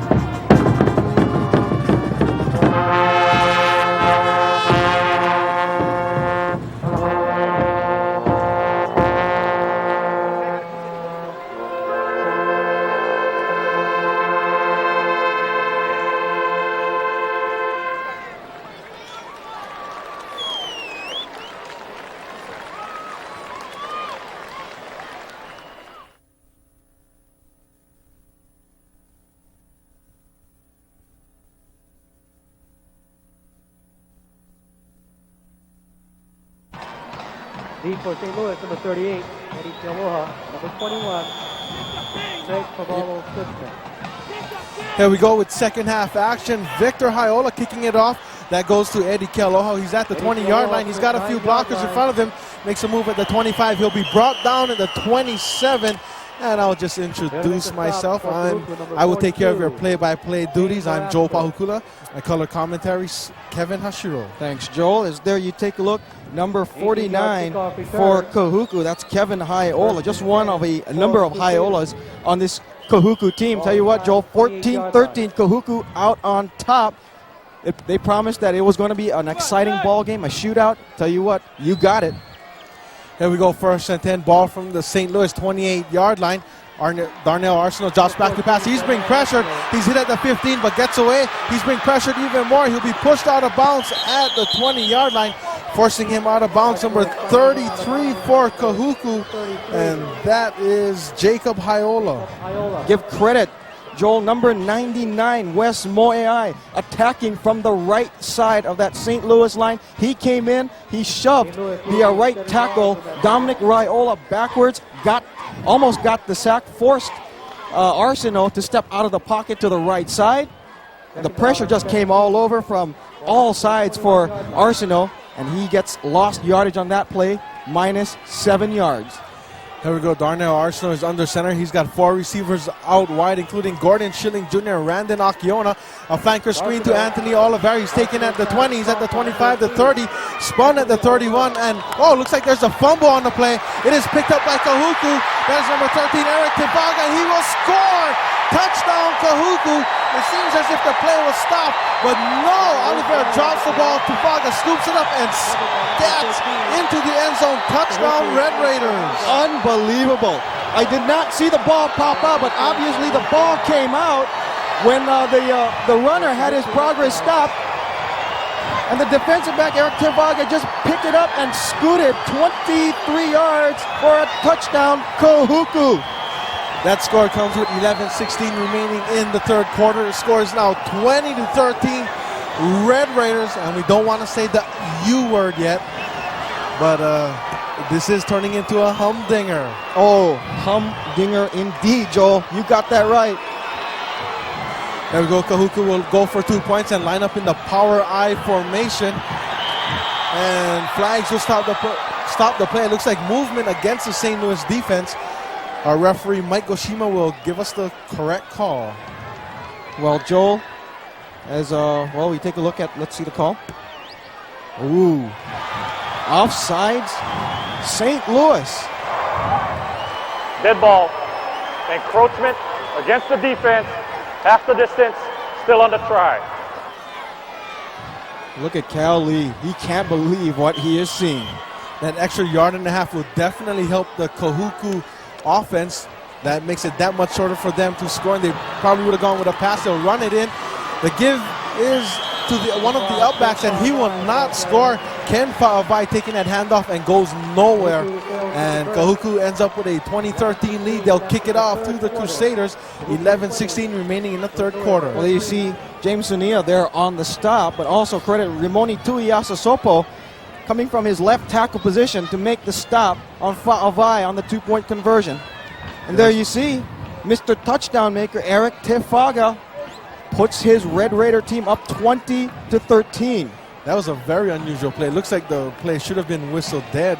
No forward progress will stop. Well, let's watch this. Oliveira's at middle screen. We did not see that middle screen all game long. Well, let's see if the ball comes out. Yeah, the ball comes out, but I tell you what, Joel. It looked like that Tivaga had his knees on the ground and he was down. He may have been down. Unbelievable. There we go. We've got somebody else kicking it off for Kahuku besides Victor Hiola. It's taken at the 10-yard line by Eddie Kealoha. He's trying to find some room. He's hit at the 25 and dropped at the 27. Kicking that off for Kahuku was Vi Violetti, a new kicker for Kahuku Red Raiders. You see Eddie Kealoha. I tell you what, Joel, there's been some hard hitting going on special teams. He made a great call on that last touchdown. Tivaga's knee was on the ground. Everybody else in the press box saw it on the replay, and a big ooh. There we go. Under 11 minutes left in the third quarter. Arsenal rolls out to pass. Throws it. He has his man. Looks like Kikama Akana. Ball is fumbled just across the 30-yard line. And that's Gordon Schilling Jr. He drops it just over the 30, but recovers his own fumble. That could have been a lot of trouble for St. Louis. That was a second straight play, Joel, that St. Louis has put the ball on the ground. As you watch the replay, it's a flare-out pass toward the receiver, Fernandez, and watch number 3, Keola Wilkins just strip the ball. Check that. That's Gonzalez. Gonzalez stripped the ball, and Keola Wilkins almost came up with the recovery, but fortunately for Fernandez, he comes up with it, and St. Louis stays alive. 2nd and 6, ball on the St. Louis 31-yard line. Arsenal goes to his receiver. Oh, that is almost picked off by Eric Tivaga. His intended receiver was Eddie Kealoha, and Tivaga just made a nice play stepping in front of Kealoha. I tell you what, Joel, St. Louis, they can't buy a pass reception or can't buy a completion. As we watch the replay, Arsenal, nice tight spiral, but look at that. He just throws it right into Tevaga, and he was very fortunate that Tevaga did not come up with another Kahuku turnover. There we go, 20-13 Kahuku. Ball on the St. Louis 31-yard line. 3rd and a big 6 yards to go for a Crusader first down. Arsenal drops back to pass. Oh, he has someone open in the flat. He'll tuck it under and he'll run it. Oh, he is dropped at the 37-yard line. He is very near a first down. The referees will measure this as they stop play. And Darnell Arsenal, again, I think he needs to get his feet a little bit more involved in this game to, open up the Kahuku defense. Here's our Pepsi replay coming up. I tell you, there's all kinds of pressure collapsing around Darnell Arsenal. He's going to have to step up in the pocket and just run for his life. Nolan Alo bringing him down, but still good enough for a first down. Go 1st and 10. Ball on the St. Louis 37-yard line. 9:53 remaining in the game. Arsenal, draw play to Micah Ancheta. He's at the 40-yard line going left. Oh, he gets a great block at the 42. He's at the 50-yard line. Crosses the 50 and pushed out of bounds at the 48-yard line on a great play by Micah Ancheta. Credit the block, Joel. You mentioned the block. Anthony Oliveira, number 80, came up with a great block from the near side or the far sideline. Here's the draw play to Ancheta, who's making the start. Kalani Lakar not on the sidelines.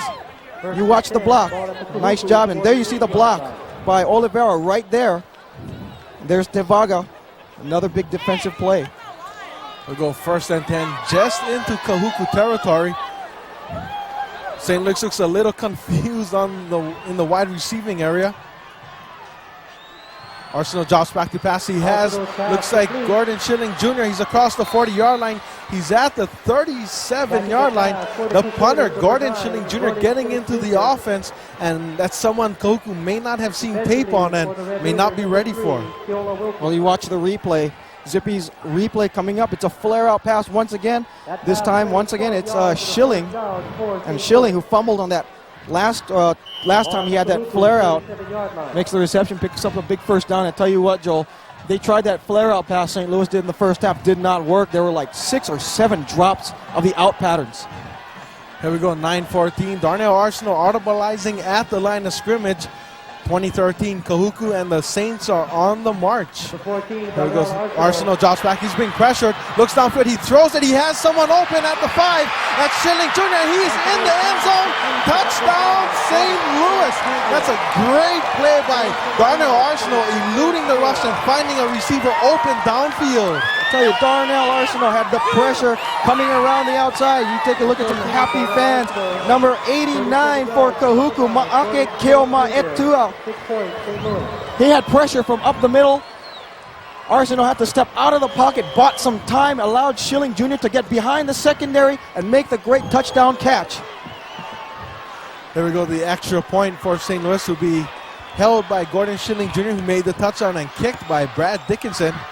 Good snap. The hold is down. It is up, and it is good. It splits the uprights, 20-10, and we have a doozy here at Aloha Stadium. 37-yard pass reception on the touchdown from Gordon Schilling Jr. There you see the St. Louis fans. 37-yard touchdown pass, Gordon Schilling Jr. from Darnell Arsenal. I'll tell you what, Joel, we wanted a shootout here at Aloha Stadium. I tell you, we got it. Here's the replay. Watch, there's number 89, Kemoe Atu on the pressure from the right side. Arsenal just using that athletic ability, buying a lot of time. Schilling gets behind the coverage. There you see Gonzalez, who has an interception tonight, can do nothing about it. Just a great play, and that's one of the advantages about this St. Louis offense. These receivers know where they have to be when Darnell Arsenault is under pressure. It's just simply amazing that how they can run just precise routes and patterns, and when Arsenault has to ad-lib, he knows where the receivers are going to be. There we see a lot of scoring in this game. That's a good thing. See the first downs just about even. Scoreboard even, 20-20. And if you're watching this on tape, that means you must have missed this game, and you're missing a great one. Well, here we go with the touchdown replay one more time. Watch 89. He gets pressure. Anchetta, the running back who tried to block, just did not get anything off, and they're Schilling with the touchdown. There we go. The kickoff is dropped at about the 20-yard line. You guys see the end of the play, but it was a kickoff that was taken at the 20, dropped by, I think, Isaac Alona, but he picked it up and made his way out near the 40-yard line. Ball be spotted the 39. I'll tell you what, Joe, we've seen a lot of great kickoff returns by Kahuku. You know, in the first half, Kahuku averaging 30.7 yards per kick return. And that time, Isaac Alona doing a little ad-libbing, spinning, breaking tackles. Good game. There we go, 1st and 10 from the 34-yard line. Kolofunaki under center. One back in the backfield. The give is up the middle. Looks like Jason Kale makes a move at the 42. He's got room on the outside and driven out of bounds at the 43-yard line. Jason Kale exploding right up the middle. And a nice gain for another Kahuku first down. And a lot of us was talking during halftime saying Kahuku should stay in the middle, run it between the tackles, and stay away from the outside. 27-yard pickup by Jason Kale. Watch. Nice job of the left side of that offensive line. You got to credit the left tackle, number 50, Enele Onga Tau, number 54, Josh Moai, opening up the holes on the left side, allowing Kale to bust out 27 yards. And I tell you what, Kale only 49 yards in the first half. He's been just held. They've held him to only about 4.9 yards per carry. And I tell you what, Joe, coming into this game, Kale, the transfer from Damien, you know, he knows a little something about this St. Louis defense here. Since he's come back from that broken collarbone to open the season, 41 carries, 483 yards, 5 touchdowns, averaging almost 12 yards per carry, coming off 280 yards rushing in the OIA championship. The give is to Alona. He's across the 40 near the 30-yard line. Looks on a great blast right up the middle, going right off tackle. Oh, and like we said, stay right between the tackles. That's where a lot of their running success has come. Fa'aseo Mailo, Joel, number 75, perhaps the most highly recruited offensive lineman in the state. There you see number 54 for Kahuku, who pulled on that last play. Josh Moai pulling from his left guard spot. Isaac Alona, nice 9-yard pickup. There we see Kolofunaki calling another play at the line of scrimmage with less than 8 minutes remaining in the third quarter. 20-20. The give is up the middle to Kale. He gets outside. He's got a little room. He's at the 30. He is hit at the 27. They will stop him at the 26-yard line. Oh, Kahuku is starting to get that ground attack going. 7-yard pickup for Jason Kale. As I mentioned, the transfer out of Damien. He knows what this St. Louis defense is all about. Great job by Kale bouncing outside. There was really nothing there. Kale with the presence of mind to take it outside, and he picks up, as I mentioned, a good 7 yards. He'll make a Division I coach very happy next year. I'm telling you. There we go. 1st and 10 from the 26-yard line of St. Louis. Kolofunaki looks like he's disgusted with his receiver. The give is right up the middle to Ken Paavai. He goes nowhere. But before that began, Kolofunaki waving his arms and his receiver not reacting to it. And I think it might have upset him. He might have wanted to try another play. It really looked like it. He couldn't audibilize, Joe, because the clock was running out, the play clock, because you know the OIA, they don't use the play clock, and so they're going by ILH rules, using the play clock. It was winding down. He had no choice but to run the play. There we go, 2nd and 9, ball on the 25-yard line of St. Louis, and the Red Raiders on the march deep in St. Louis territory. The give is up the middle to Alona. He's outside. He's at the 15-yard line, the 10, pushed out of bounds at the 9-yard line, making a touchdown-saving tackle, Guest Ornelas. Jess Dornellis, name sounds familiar. Brother of George Dornellis, former Rainbow slot back. Watch the replay. Once again, number 54, Josh Moyai, pulling from the left guard spot, creating a hole off the right side. And a nice stiff arm there by A'alona, picking up an additional 5 yards after he got past the first down marker. There you see him, Isaac A'alona, just one of the triple threats in the backfield for the Kahuku Red Raiders. First and goal from the 10. Funaki goes right up the middle on the quarterback sneak. He takes it inside the 5-yard line. Now, before that play began, it was first and 10 from the 10, but somehow Kahuku still can get a first down inside the 1-yard line. Joel, I think this big offensive line of Kahuku starting to dominate. Kolo Funaki, nothing. The most simplest play in the playbook, quarterback sneak, following his big center, number 58, Darren Iese. Eye-bone formation, Joel. There we go, 6:20 remaining. They give Funaki hangs on to it. He's being stood up at the 7-yard line, and all kind of Crusaders reaching for the ball. They don't get it from him, but they do drop him for a 2-yard loss. Tell you what, Joel, Funaki was very fortunate that ball was not stripped out. Ramoni Tuiasasopo, there you see him on your screen. Also James Sunia, number 55, they were there. And Funaki just held that ball high up in the air. As you watch the replay, watch Funaki. Look how high that ball is and unprotected. It's a good thing Kolo Funaki has some strong wrists, or otherwise that ball is popped out and perhaps St. Louis recovery. There we go, 3rd and 7 from the 7. Kahuku can still get a first down. 5:35 remaining in the 3rd quarter. Jason Kale goes in motion. They give, play action. Kolo Funaki hangs out there. It's touchdown! Touchdown number 87, Sakalia Magale on a great fake by Funaki. He faked everybody out, including myself. He throws it in the end zone, but there is a flag on the play, and it is against the Red Raiders. It will come back. Very, very unfortunate for Kahuku. I tell you, Sakalia Mangale, who has not had a reception tonight. Oh, what a time for a penalty. And I tell you what, Joel, so far, that's 9 penalties on Kahuku in this game. Penalties have killed him. Against the offense, 10 yards from the spot of foul. Repeat the down. That is a big penalty because it's not just a 10-yard penalty from the line of scrimmage. They will walk it backwards from the spot of the foul, and the ball is now across the 20-yard line, and that ball is spotted at the 6 on the play before. 3rd down and goal, or actually 3rd down and about 21 yards. They can still get a first down, Joe, but it's going to be hard on 3rd down. There you go, Falvais alone back in the backfield. Funaki dropping back. He's being pressured. He's hit at the 35-yard line. He throws it. No grounding call. That will bring up a 4th down and very long for a Kahuku first down. Very interesting to see if they'll punt it, play it, or go for the field goal. I personally think they'll go for it. They probably have to go for it. You know, the Kahuku and the Red Raiders, they've had problems with their field goal kickers all year. They've been alternating between the 2 Hyola brothers, Jacob Hyola and Victor Hyola. And there you see the pressure coming up the middle. Incomplete pass. Interesting decision here on 4th down and 21 yards. You got to expect that they're going to go for it, Joel. There you see Jason Kale, big part of the Kahuku offense, as Kahuku calls a timeout with 5:22 remaining in the 3rd quarter. 20-20. We'll be right back with more Prep Bowl action from Aloha Stadium.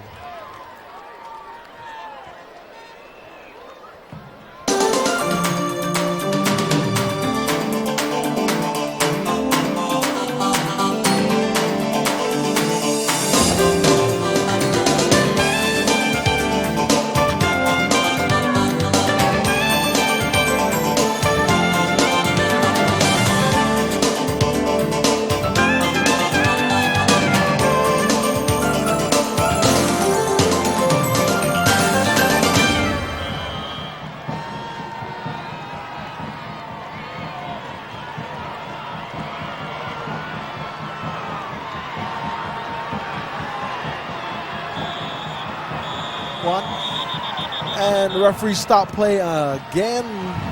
Looks like some kind of, a penalty flag was thrown on the play. Way back in the St. Louis secondary. This is a mystery to everybody. Don't know what the flag is. I'm sure referee Mike Goshima will let us know what it is. Looks like it will be a penalty against one of the sidelines. No flag on that play. Oh, they will call no flag on the play. I'm sure that'll really excite some of the writers here. Most of them have deadlines to meet. As we heard earlier in the first half, Joel. So, Some words that you cannot say on television. Okay, here we go. 5:22 remaining in the third quarter. 20-20. Ball on the 21-yard line. 4th and 21 for Kahuku. Interesting formation lineup by St. Louis, Joel. They got 6 guys on the line of scrimmage. They've also got a linebacker about 3 yards behind them. Could be a blitz, Joel. Not only do we have the best teams in the state, we've got the 2 best game bands tonight. Kahuku and St. Louis. Great bands, Joel. Here we go. It looks like Alona in motion. Funaki drops back to pass. Good protection. Throws it over the middle. Nobody open. Oh, it goes to the hands of everybody. Wesley Tufaga had a sure interception. Goes right through his hands. And the intended receiver for Kahuku it goes through his hands as well. And looks like that was Marvin Cravens down there. And, that was an interception to a touchdown to 4th down, St. Louis's ball. Oh, watch the replay from the end zone. I think this ball may have been tipped by Tufaga, Joel. Let's watch the replay. Yeah, the ball was tipped. That ball was tipped, and Preston Taylor, the other number 7 for Kahuku, did not have a chance at that one. You can't really blame Taylor for that one because that ball was deflected at the last minute. There we go, Crusader ball on the 21-yard line. Arsenal draw play to Ancheta. He's at the 20-yard line. Oh, he's hit at the 21. Oh, driven backward and a fumble. It's picked up by Kahuku. Looks like number 89 for Kahuku. That is Maake Kemoya 2. Number 99. Check that, Wes Moyai. Oh, and the Kahuku fans are wild. I tell you what, Joel. Sometimes when you have the heart, when you want to stay on your feet and try to get the extra yards, it's good, but sometimes it's going to cost you. This time for Micah Ancheta, he tries to stay on his feet just once too many times, and he is going to get a shot right there, number 88, with the huge hit from Alvin Manutai. Let me see. Oh, man, that is very big for Kahuku and their fans. 4:48 remaining. The give is right up the middle to Ken Fa'avai. He'll push the pile forward and will be dropped at the 8-yard line. Oh, that play worked earlier a few drives ago. Big for St. Louis. But Micah Ancheta dropping the pigskin. Well, I'll tell you what, Joel. Perhaps redemption again, as you see, looks like a cramp on the Kahuku player. But I tell you what, it could be a second chance. If you remember, Sakalia Mangale with the touchdown on the last drive. Kahuku gave the ball over on downs. And now a second chance, basically, for the Red Raiders. When you're this deep in St. Louis territory, you've got to take advantage of your field position. Doug Simone is upset about something, maybe the play calling. But this deep, you got to take advantage because this doesn't happen very often to St. Louis. So Kahuku needs to take advantage, at least a 3, at the very least a 3. I don't think he would go for a 3, Joel. As I mentioned, problems with his field goal kicker. There you see Ken Fa'avai apparently got a cramp. There we go, 2nd and 7 from the 8-yard line for Kahuku. The give is to Kale, goes right up the middle. Oh, he is hit at the 6, falls forward towards the 4. That should bring up a 3rd down and about 3 yards to go. Jason Kale just making something out of nothing, picking up a 3-yard gain on the play. Nice job by Kale. It shows you how slippery he is. This is a great position for the camera. Look at the small holes that open up. And Kale, so aware of where the holes are going to be, just slips through the tiniest crack, and he picks up a big 7 yards.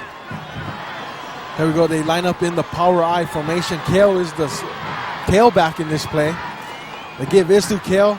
He goes right up the middle, goes nowhere. Actually, he may have lost a yard on the play. Oh, a little trash talking, a little pushing and shoving going on after the play. Shows you how intense this game is, Joel. Very intense game. Surprised something like that didn't start up in the warm-ups before the game. I'm telling you. That's when you know things are heated and intense, when you start having those kind of extracurricular activities during the game, before the game. Well, this time, nothing doing off left tackle. Big fourth down, Joel. Here we go, 4th and 3 from the 4, and Kahuku calls another timeout, their second of the half. And this is the difference between the ILH schools as well as the OIA schools, is most ILH schools have a legitimate kicking game they can fall back on. That close to the end zone, they're only 4 yards out. And Kahuku, they're forced to go for it. But teams like St. Louis, Punahou, Iolani, Kamehameha all have confidence in their place kickers where they can go to, and that's basically, I think, the big difference between the OIA and the ILH. Well, that's for sure, Joel. I mean, the ILH has got a lot of great place kickers in the league. For Jacob Huggins out of Iolani, Keone Higa from Kamehameha. Brad Dickinson is a pretty good kicker in his own right. I think he leads the Crusaders in scoring as far as kicking is involved. But in the OIA, there's really nothing as far as place kickers, nothing to be excited about. Here we go. It's about that time of the game. You count that side of the stadium. I'll get this side. We'll come up with the attendance in a few minutes, okay? Sounds good. But right now, there's 3:03 remaining in the third quarter. 4th and 3 from the 4-yard line for Kahuku, and this is a very important play in this game. Again, this is Jason Kale right at the middle. He will score. Touchdown. Jason Kale blasting his way right off the center's butt, and he's just cruised right into the end zone. There was a late flag on the play. Could be some kind of celebration penalty with 2:59 remaining in the game. Oh, Jason Kale just made that look easy, going right up the middle. You got to credit that offensive line, Joel. That big offensive line. Up the middle with 58, Darren Iese. The right guard, number 79, Ose Masoe. Unsportsmanlike against Kahuku. And once again, Joel, penalties, penalties, penalties. However, the touchdown will stand. Doug Simonis. That was very questionable. They didn't do very much of it. They just hugged their. But there was a dead ball. Jason Kale. Unsportsmanlike conduct penalty on White. Penalized 15 yards on the try. That was very close. I watched the whole play, and he did not do anything excessive. Well, look at Doug Simonis trying to plead his case to the referees. I think he agrees with me. I'll tell you what, Joel, this is now, it was an interesting choice by St. Louis, I think, to penalize Kahuku on the extra point try because they don't have a very good field goal kicker. Make them go for it from 18 yards out after the penalty. So it's going to be a hard press for Kahuku to get the 2 points on this attempt. Or they could go for the drop kick. Hey, I haven't seen those in years. From the 18-yard line, Kolo Funaki rolling out, looks over the middle. He has a receiver. That's number 87, Magale. And no, he is short. He falls at the 1-inch line. Sakaleo Magali taking that pass at about the right hash mark and being chased by 2 St. Louis defenders and getting tripped up at the 1-yard line. Oh, I tell you, Anthony Lakins, number 10, the cornerback for St. Louis, probably came up with the biggest play so far in this third quarter. Sakalia Mangale had a lane. He had the lane on the left side all to himself, but just a great job of number 10, Lakins, coming up with the low tackle as you watch Jason Kale. Look at the size of that line. Look at the size of that line. Great, great camera shot. Untouched going into the end zone. That close to the goal line, untouched. And that 2-point try, a very good call that far away from the end zone. And I'd like to congratulate the coach that came up with that call. Just 1 inch short. Magali, the big man at 6'4", 230 pounds, could not stretch far enough to get in. Okay, well, let's watch this. It's a pattern, a crossing pattern, or you can call it a drag pattern with Mangale. And then watch that. Nice tackle and just short. Carvalho Stutzman takes that kickoff. He brings it out near the 20-yard line. He is stacked, racked, and dropped right there. That's where Darnell Arsenal and his Crusader offense will take over. A good kick by Kahuku, taken at the 10-yard line. Stutzman brought it out near the 20 and found no daylight. And right there, 80-yard drive for a touchdown is what St. Louis will be looking for. I'll tell you what, Joel, last year's score, is this coincident? 26-20, the same score from last year. Yeah, deja vu all over again. There we go, 2:37 remaining in the third quarter. Arsenal drops back to pass, looks to his right, he's being pressured. Oh, he makes a great move at the 10, he gets away, he is loose, he's got a little room in front of him. Oh, he is hit and brought down to the 20, looks like the 24-yard line, brought down by number 29. That is, Check that, 51. 51. Bronson Miranda. Watch number 21, Vi Violetti. Almost has Arsenal in his grasp, but Arsenal, you know that great athletic ability. He just stops, plants, cuts, gets up the field, and he turns about a 7-yard sack into about a 4-yard gain. 2nd and 6, ball on the 24. Arsenal is being pressured. He is hit and throws it away. That's a smart play by Darnell Arsenal. He was hit and was going backwards. And everybody on the Kahuku sideline is calling for a grounding call, but he did have a receiver, not less than 5 yards away from the ball. You know what, Joe? I think what the St. Louis sideline wanted was There is pass no penalty. interference. The pass was behind the line of scrimmage.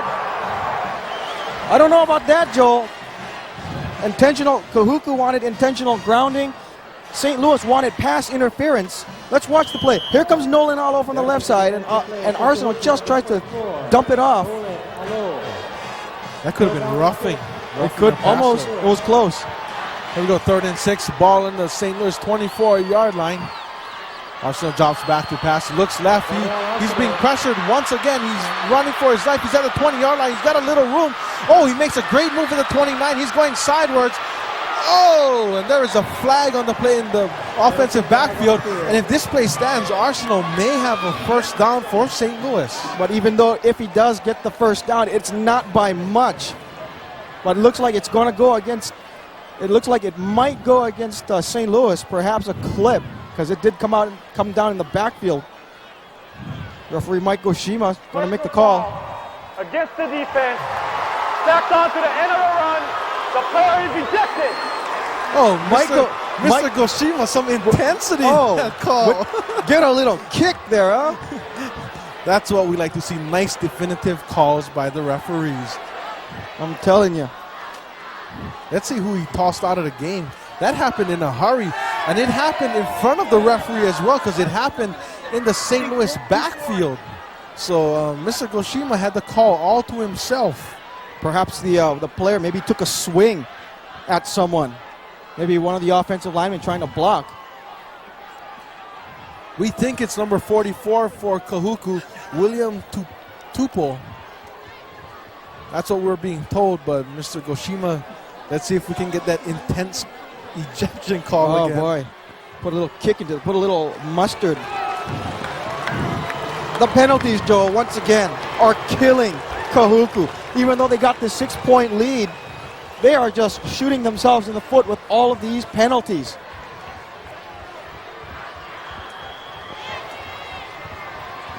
Here we go, 1st and 10 from the 47-yard line of St. Louis.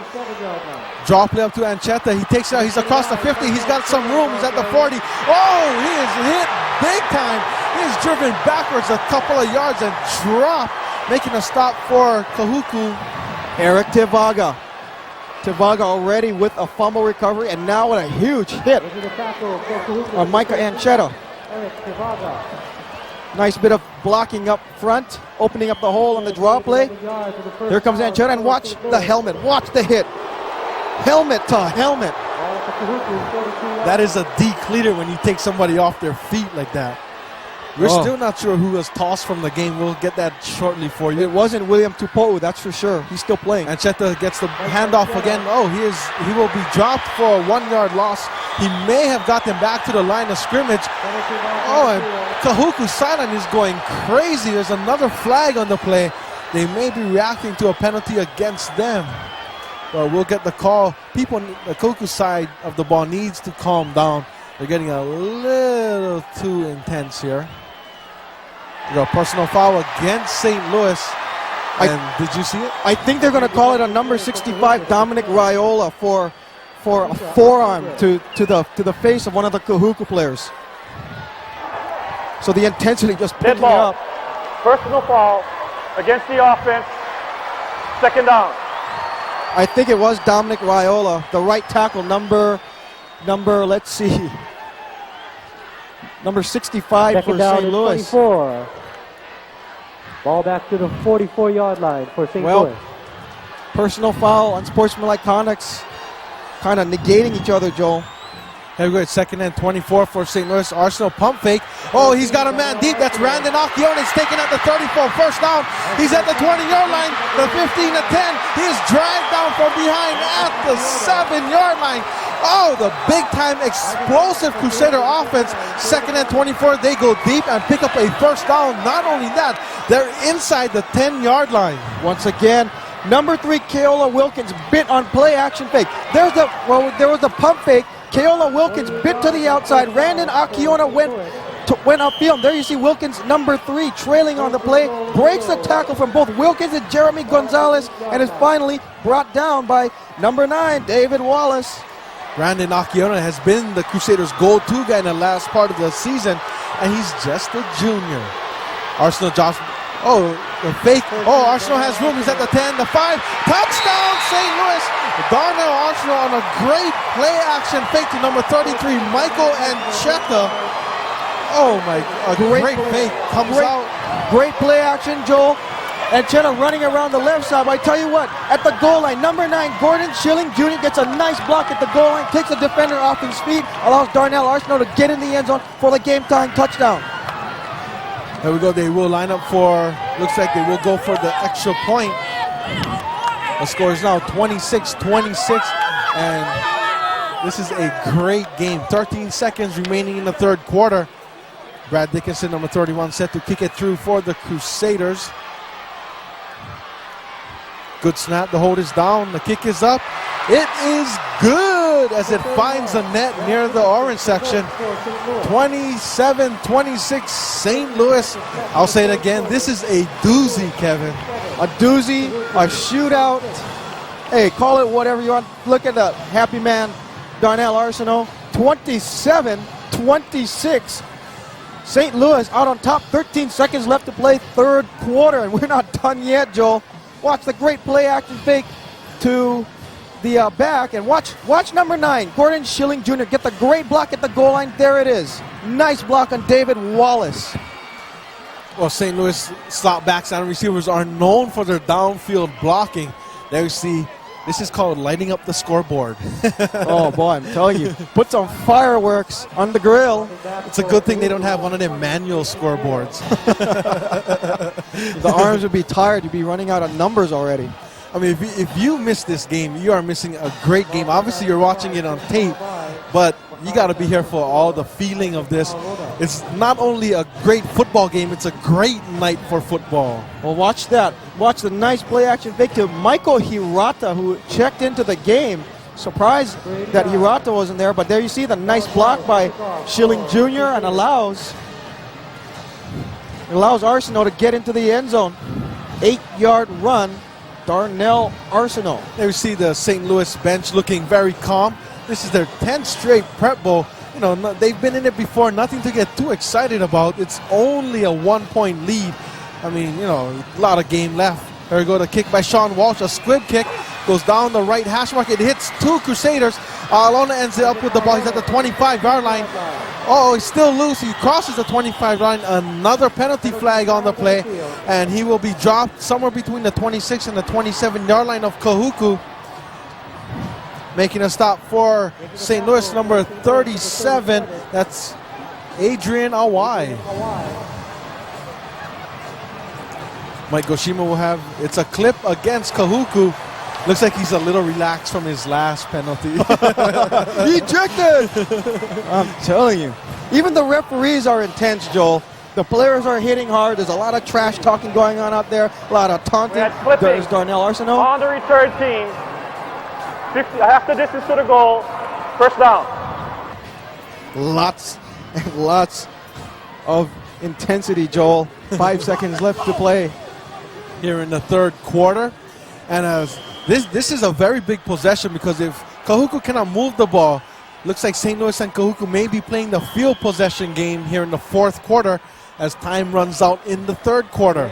As the teams moves to the Pro Harbor side of the Pro City side of the field, it's 26-27, St. Louis with a 1-point lead as we move into the fourth quarter. As you see, just about even anywhere on the scoreboard except in the timeout. Look at the area. timeouts. That could play a huge factor, Joel. And I got something for you, Mr. Big J. 29,129 people. Are you? We you know? I'm maybe disappointed. They missed a few. You want to count? Let's count. I'll get the Kahuku side. And you can start on the Dara, side. you gotta help us. This is a big crowd. Or Director Dara Young. And I think they missed the people here in the press box. One of the more crowded press box scenes of high school football. Mad Mothers Against Drunk Drive. They do a lot of good stuff. Well, they do, and do a lot of promoting and trying to stop the hazards of drinking and driving. Very good organization. Especially for this time of the year. Absolutely. Good message to get up there. Yes. There we see we're back with fourth quarter action in a humdinger of a football game. Let's see who they go to, Joel. Jason Kale so far tonight, 86 yards on the ground. Here we go, first and 10. The give is to Kale. He's across the 15, rolls his way out towards the 17-yard line. A pick of about 5 yards. And if Kale did not run into the back of his guard, number 54, Josh Moyai, I think Kale would have had more yards on the play. Let's watch this. He's trying to go off left side, and watch him run right and go helmet to helmet. And look at Josh Moyai throwing Kale to the ground, trying to get some additional yards for his running back. Here we go, 11:35 remaining in the game. 27-26, Crusaders. Second and 5, ball on the Kahuku 17-yard line. Funaki gives it to Alon. He's across the 25. He's got room. He's at the 30-yard line. He is stood up by Anthony Lakins and pushed out of bounds at the 30. That will give Kahuku a first down, move the chains, and stop the clock as well. Good, a lot of good thinking all around on that play. Good job by the offensive line, as I mentioned, Joel, of blocking. I think they're wearing out this defense of St. Louis. Look how easy Aolona gets out to the line of scrimmage and picks up an additional 10 yards. We said it earlier, the band's a big part of this game. St. Louis has not stopped playing since they got into the stadium. That's the kind of stuff I like to hear. Definitely. There we go, first and 10 from the 30-yard line. Funaki keeps the ball. Oh, he makes his way out towards the 35-yard line. Looks like he'll be stopped at the 34. A nice 4-yard pickup by the Kahuku quarterback. And he is very slow in getting up. And this could mean trouble, Joel. Very slow. He's being helped up to his feet, in fact. Well, let's watch and see what happens here. Option left, fake the pitch. Well, really, you can't see anything there. There's Wes Tufaga tries to put a shoulder pad into Kolofunaki. Maybe he just had the wind knocked out of him, or maybe he's just very tired himself. But how can you be tired when you're just handing the ball off to your running backs, huh? There we go, second and 5, ball on the Kahuku 35-yard line. 10:25 remaining in the game. The give is to, looks like Isaac Aolona. He's brought down to the 35-yard line, possibly a 6-inch gain. A modest carry. It's the first time, really, Joel, in the second half that we've seen St. Louis really get some penetration on the inside and stuff the run. With the exception of that play earlier in the third quarter down when Kahuku had the ball inside the St. Louis 10 and Chris Fonotti came out with that big stuff. But it's the first time really that the defensive line of St. Louis has done anything to stuff the run. 9:48 remaining in the game. Kahuku lines up in a power I formation. The give is to Kale up the middle. Picks up about 4 yards. He'll be very near a Kahuku first down. And I believe he has gotten a bad spot on this play. The ball was out across the 40-yard line. They will mark it inside of the 40-yard line. You hear it from the Kahuku sidelines. A lot of moaning and groaning, and they have that right. I think they have a legitimate gripe. There's Doug Simones. He does have a legitimate gripe there. That was indeed a bad spot. I mean, half the football should be outside the 40-yard line, but the nose of the football is barely touching their own 40. Very bad spot. 4th and 1. This is smash mouth football time. I see nothing more than a quarterback sneak right up the middle. They need to at least get the first down. Nothing more. They line up in the power I formation. 4th and 1, ball on the 40-yard line. Oh, St. Louis people are moving. No flags on the play. A long count by Funaki. Oh, and he calls their last timeout of the half. Why? Oh, why? That is very important this early in the fourth quarter. And the score, 27-26 St. Louis. And Doug Simonis yelling at someone to stay out there. Okay, I saw you come up. Okay, that's the third. So That they is- do charge the timeout to Kahuku, Joel. That's going to be critical down the stretch if this game comes down to the wire, or even the last possession. Look at Doug Simone. Oh, look, well, a little smile for our scoreboard. And not having that timeout could be big because they're not a very good passing team, and they need those timeouts to stop the clock if they have a last drive situation late in the fourth quarter. There you see Cal Lee talking with his defense and asking his unit to pick it up one more time. 9:16 left to play here in this ball game, in this shootout. 27-26. St. Louis on top. This is a critical fourth down play, Joel. This could be the ball game here. 4th and 1, ball on the 40-yard line. Let's just watch it. Power I formation for Kahuku. They give it to Kale. He has the first down and more. He's out across the 50-yard line. Oh, Jason Kale blasting his way towards the first down. Has no trouble picking up the first down. Well, I tell you, a great job of blocking up front. Trying to go off right tackle, gets a nice hole off the right side, led by Ose Masoy, number 79, and number 75, Paseo Mailo. Kale also got a good block from the fullback, number 48, Aumua. We are inside of 9 minutes to play in the 1995 Prep Bowl. Koku lines up in their I formation. A give is to, looks like A'alona. He'll be hit at the 49-yard line, driven backwards. Oh, Kelly Kanoi ends up with the ball, but I guess the play must have been ruled dead. I think they're going to say that the forward progress of A'alona got stopped before Kanoi took the ball out. And, that whistle was just a second or two later. St. Louis could have the ball, and not only that, Kanoi could be in the end zone. Well, once again, the right side of the line is pulling, trying to create some off-tackle trap blocks, but St. Louis reading it perfectly. And watch Kanoi just pulling the ball out by that time. A'alona's already going backwards, so really simple call by the referees. Jason Kale, by the way, Joel, 12 carries, 109 yards. 2nd and 10, ball on the 48-yard line of St. Louis. The give is to Kale. He goes up the middle. He's across the 35, the 45. He's out near the 40. He'll be close to a first down for Kahuku at about the 39-yard line. Tack on another 11 yards, Joel. That gives him 120 on the night. You talk about being a workhorse on his 20th carry. Up the middle. The line just really flares out. Josh Moyai, Darren Iese, creating the hole off the left side, and Kale once again with another big run. The Red Raiders on the move here in the fourth quarter, 8:14 remaining. They give it to A'alona. He's hit at the 36-yard line and pushed sideways. He'll be stopped right at the 36-yard line. Really nothing going up there. Just a modest gain by Isaac A'alona. Number 56, Jacob Yoro. One guy I consider to be one of the more up-and-coming underclassmen. He'll be a senior next year, and he's going to be highly recruited. But for now, let's watch this play. Keli Ikaanoy and Jacob Yoro with the stuff on Isaac A'alona. Only a gain of 2 yards on the play. Kahuku's beginning to really tack on some offensive yardage on this drive. With 2nd and 7 on the 35-yard line. The give is to Jason Kale. He is hit behind the line of scrimmage, and he falls forward for about a 1-yard gain at the 35-yard line. And Jason Kale just, picking up that one tough yard. He was hit in the backfield. There was once again Keli Ikaanoy. Also there, number 22, Jess Dornellis. Interesting strategy by Cal Lee, Joel. The Crusaders are starting to stack the line of scrimmage, putting the defensive backs and the linebackers up really close, trying to stuff the run. And they're going to do that again, Joel. 6 men on the line of scrimmage. This will be a good time for Kahuku to go with a pass. Here on 3rd and 7, ball in St. Louis 35-yard line. That's Kolo Funaki calling an audible at the line of scrimmage. He's very near to 0 on the play clock. He gets it off. Oh, there's a fumble on the play. A'alona drops the ball.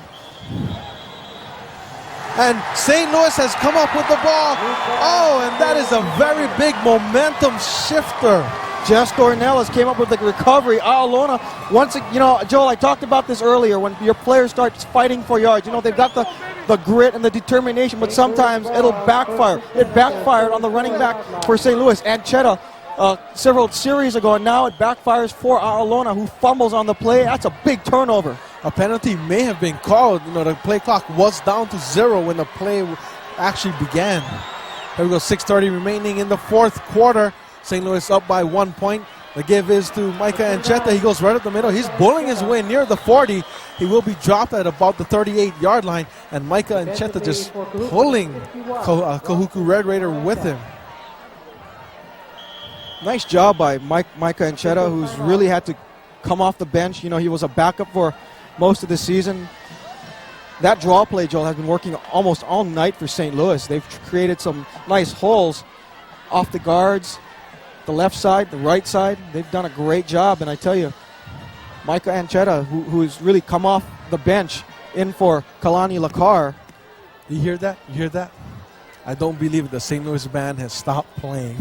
Oh, boy. One of the few moments of silence in this game is we've got a Crusader down. That might be Anchetta. Looks like another cramp. When it's about time a lot of those players, they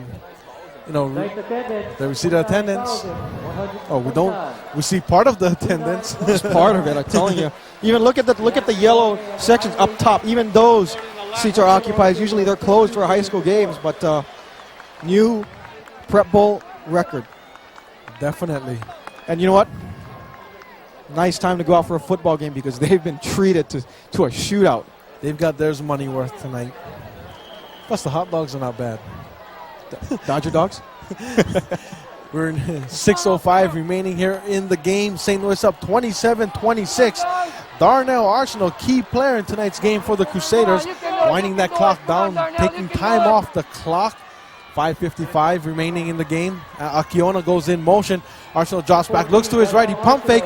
He has someone open. That looks like Dallas Kawhi making that catch. My favorite Crusader. Why? His name has my two favorite places in the world. Dallas and Kawhi. I tell you, that's a good one, Joel. Well, watch the replay.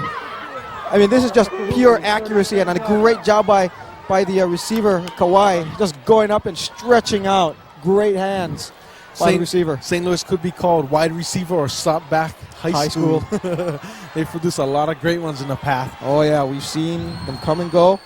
Looks like the give is to Michael Hirata. He's across the 40-yard line, trying to make his way near the 35. He's pushed backwards.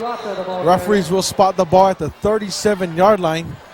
And we're near 5.5 minutes remaining in the 1995 Prep Bowl. Yeah, right now, Joel, the clock is beginning to turn into the enemy of the Red Raiders.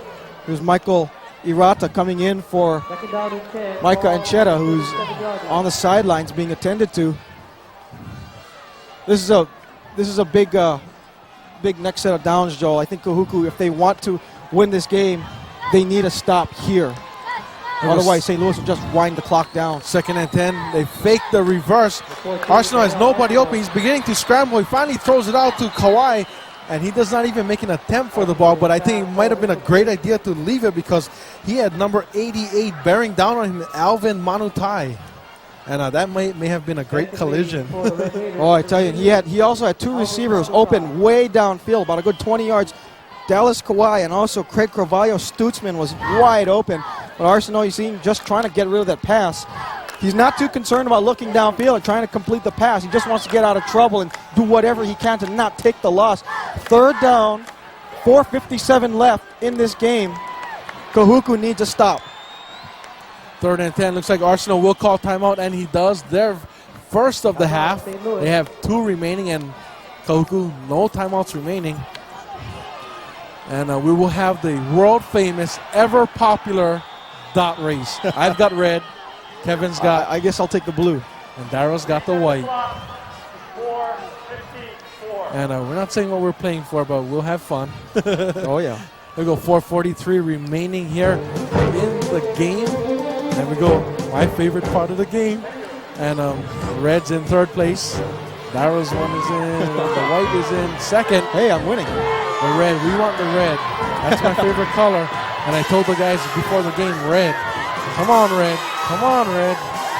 Don't go 0 for the Yes, my guy's in the lead. The red. And Dara wins. Dara Young. Oh, Floor director wins. everybody, all 29,129 fans is on the edge of their seats, including those guys Nice watching hair. the dot race. Nice hair. What hair? Probably the championship due of the Crusaders. Oh, man, I'm telling you. If I ever had the guts, man. Big play here, Joel. Arsenal drops back to pass. He looks downfield. Oh, nobody open. He's scrambling for his life. He may have some room if he can get outside. He does. He's at the 35-yard line. Oh, he is pushed back at the 36-yard line. And Darnell Arsenal, he had people open, was not in a position to throw it. When he did get in position, he was just heavily pressured, and he was running for his life. You got to give him credit for that, Joel. And this is why Darnell Arsenal is so special. Look at him. Twisting out of the tackle from Vi Violetti, cuts upfield against the grain. And I tell you what, if it wasn't for number 9, that was David Wallace, he had, or Arsenal anyways, had Green and the first down all ahead. Gordon Schilling Jr. with the punt for St. Louis. Kind of a pooch punt. It'll land at the 11-yard line, rolling towards the end zone. Oh, it takes a great St. Louis bounce, and that will be down at the 2-yard line. That ball is definitely headed towards the end zone. Kind of saw the stop sign and stopped for the St. Louis cover team. Jacob Euro, number 56, the linebacker for St. Louis, and also the long snapper. So the ball is going to go at the 2-yard line. Boy, I tell you, this ball has a mind of its own. It took 2 bounces back toward the end zone and then just stopped in midair, just about. That's why that ball is shaped that funny, Joel. This is a big drive. 4:03 remaining in the game. We're near 4 minutes, and we're inside of 4 minutes. 27-26 St. Louis. Oh, a fumble by Kale at the end zone. Touchdown, St. Louis. No. Oh, Mr. Michael Shima will rule it down at the 1-yard line. A bad exchange between Funaki and Jason Kale, and it's hard to see who came up with the ball. Oh, and a late penalty flag is dropped on the St. Louis defense. Oh, I don't agree with that penalty. Definitely not. Boy. Look at that. I'm telling you. Oh, unsportsmanlike against St. Louis, perhaps a little bit too much celebrating. Ramoni Tuiasosomo came up with a big fumble recovery. Well, let's watch the replay. Let's see who gets. Oh, it's Jason Kale, and I tell you what, he's played such a great game. And there you can see Tuiasosopo. He was down. He was actually down, rolled into the end zone from about the 2-inch line. So good call. It looked as if Funaki hit him high in the chest with the handoff, and definitely not where Kale was expecting that ball to be, and it just bounced off his pads. And there we see the sportsmanlike conduct call. And like I said, I don't agree with it.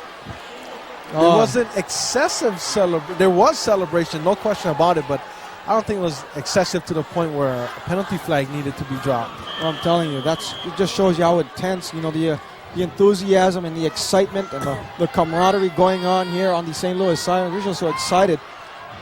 And look at this formation, Joel. We've got a lot of action on that side of the field tonight. Jumbo formation. The give is to Eddie Kealoha right up the middle. He doesn't go very far, possibly 1 yard on the play. And they'll call it a 1st and goal from the 15-yard line. Now 2nd and goal from the 15. Watch the replay. Of course, St. Louis, all they care about is winding down the clock. They don't care to maybe put the ball up in the air yet. And Kahuku knows what they got to do. They need to stop. And, of course, you saw all the white shirts trying to pull the ball away from Eddie Kealoha. There we go. No receivers out wide for St. Louis. 3:03 remaining in the game. Good time for a play action. There we go. Play action. Arsenal rolling out. He's got a few people open, but no time to throw the ball. He runs straight for the line of scrimmage and possibly no gain on the play. And we have a down Kahuku Red Raider. But Darnell Arsenal, he had 2 people open heading towards the corner of the end zone, but was not in a good position to throw the ball. Just decided to keep it and try to make the most of what he could. That was a good job by the secondary, too. And there you see the Arsenal getting all kinds of pressure from the backside. Has to step up in the pocket. He's got to eat the ball. There you see big number 99, Wes Moyai. There we go, third and goal from the 14-yard line for St. Louis. Again, he's got no receivers. They line up in the jumbo position. That's Jonathan Amarin in motion, and the referees will stop play with penalty flags. Not too sure what it could be, possibly. Markers on the field. Looks like a false start. False start. Against the Crusaders. And it's been happening Dead ball. all year to his False team. start against the offense. 5-yard penalty. Still third down. Penalties for the Crusaders. Penalties at the most inopportune times. Also stops the clock, Joel, but referees will wind it back up. 2:05, 2:04. This is a big third down play, Joel. We're inside of 2 minutes, 27-26, St. Louis. And Kahuku moves this time. They will return the favor and give back the 5 yards they took from St. Louis. And let's see. Oh, it could be against St. Louis again. And yes, it is against the Crusaders again. Another false start. Crusaders just shooting themselves in the foot. False start against the offense. 5-yard penalty. Still third down. Well, this is just going to help Kahuku a little bit. I'm not sure how much. We are under 2 minutes left to play. St. Louis, one of the few teams who can stick it in the end zone from here at will almost. So, it doesn't seem like they're too worried about penalties like that in this part of the field, although they don't want penalties. Now we see Darnell Arsenal just taking time off the clock. He's facing the play clock right in front of him. It's inside of 10 seconds, 9-8. Jonathan Amarin in motion. The pitch is to Eddie Kealoha. He's got a few blockers in front of him. Oh, if he can get outside, he's got room, but does not. He is stacked up at the 24-yard line. Oh, and a very late penalty flag. Oh, and this is questionable. Darnell Arsenault is on the ground and not moving. Oh, and he's just rubbernecking us. Oh, boy. Just rubbernecking us. Scary moment there for some St. Louis fans, but let's see what the Darnell. penalty is all about. There's a penalty marker on the field. Oh, my goodness. The penalty flags is dropping left and right. Both teams making crucial mistakes. Oh, they reversed the call. It's against St. Louis. Mike Oshima must have pointed the wrong way. I tell you, the officials have had their problems tonight with the chains, with the clocks. Oh, man. That shocked everybody on this side of the field. We're obviously on the St. Louis side of the field, and they had a big cheer, then a big, oh boy. Eddie Kealoha, by the Dead way, ball. Joel. Clipping against the offense. 15 yards from the end of the run. Fourth down. Going back to what I was saying, Joe, Eddie Kealoha, who's one of the main offensive weapons for St. Louis and a great ball carrier, 3 carries, 3 yards. So maybe hard to understand why Eddie Kealoha is the running back. Perhaps they want the hands in there because Eddie Kealoha has very good hands. And they're going to forego yards for the possession and not having the ball come out at this opportunity. Well, he's their playmaker, and they need to get him into the game if they want to build up their lead. For fourth and goal from the 39-yard line. That's a little weird, but that's correct. Darnell Arsenault will call his second timeout of the half with 59 seconds remaining in the Prep Bowl. And this is winding down to be a good one, because if they do not make the first down, Kahuku is going to be in great field position with less than a minute to drive that ball down and get a possible, sounds weird, but field goal. Field goal, huh? Yeah, with all the problems that Kahuku's had with the field goal unit, but we'll take a quick break with less than 1 minute left in the Prep Bowl with the Crusaders up 27-26.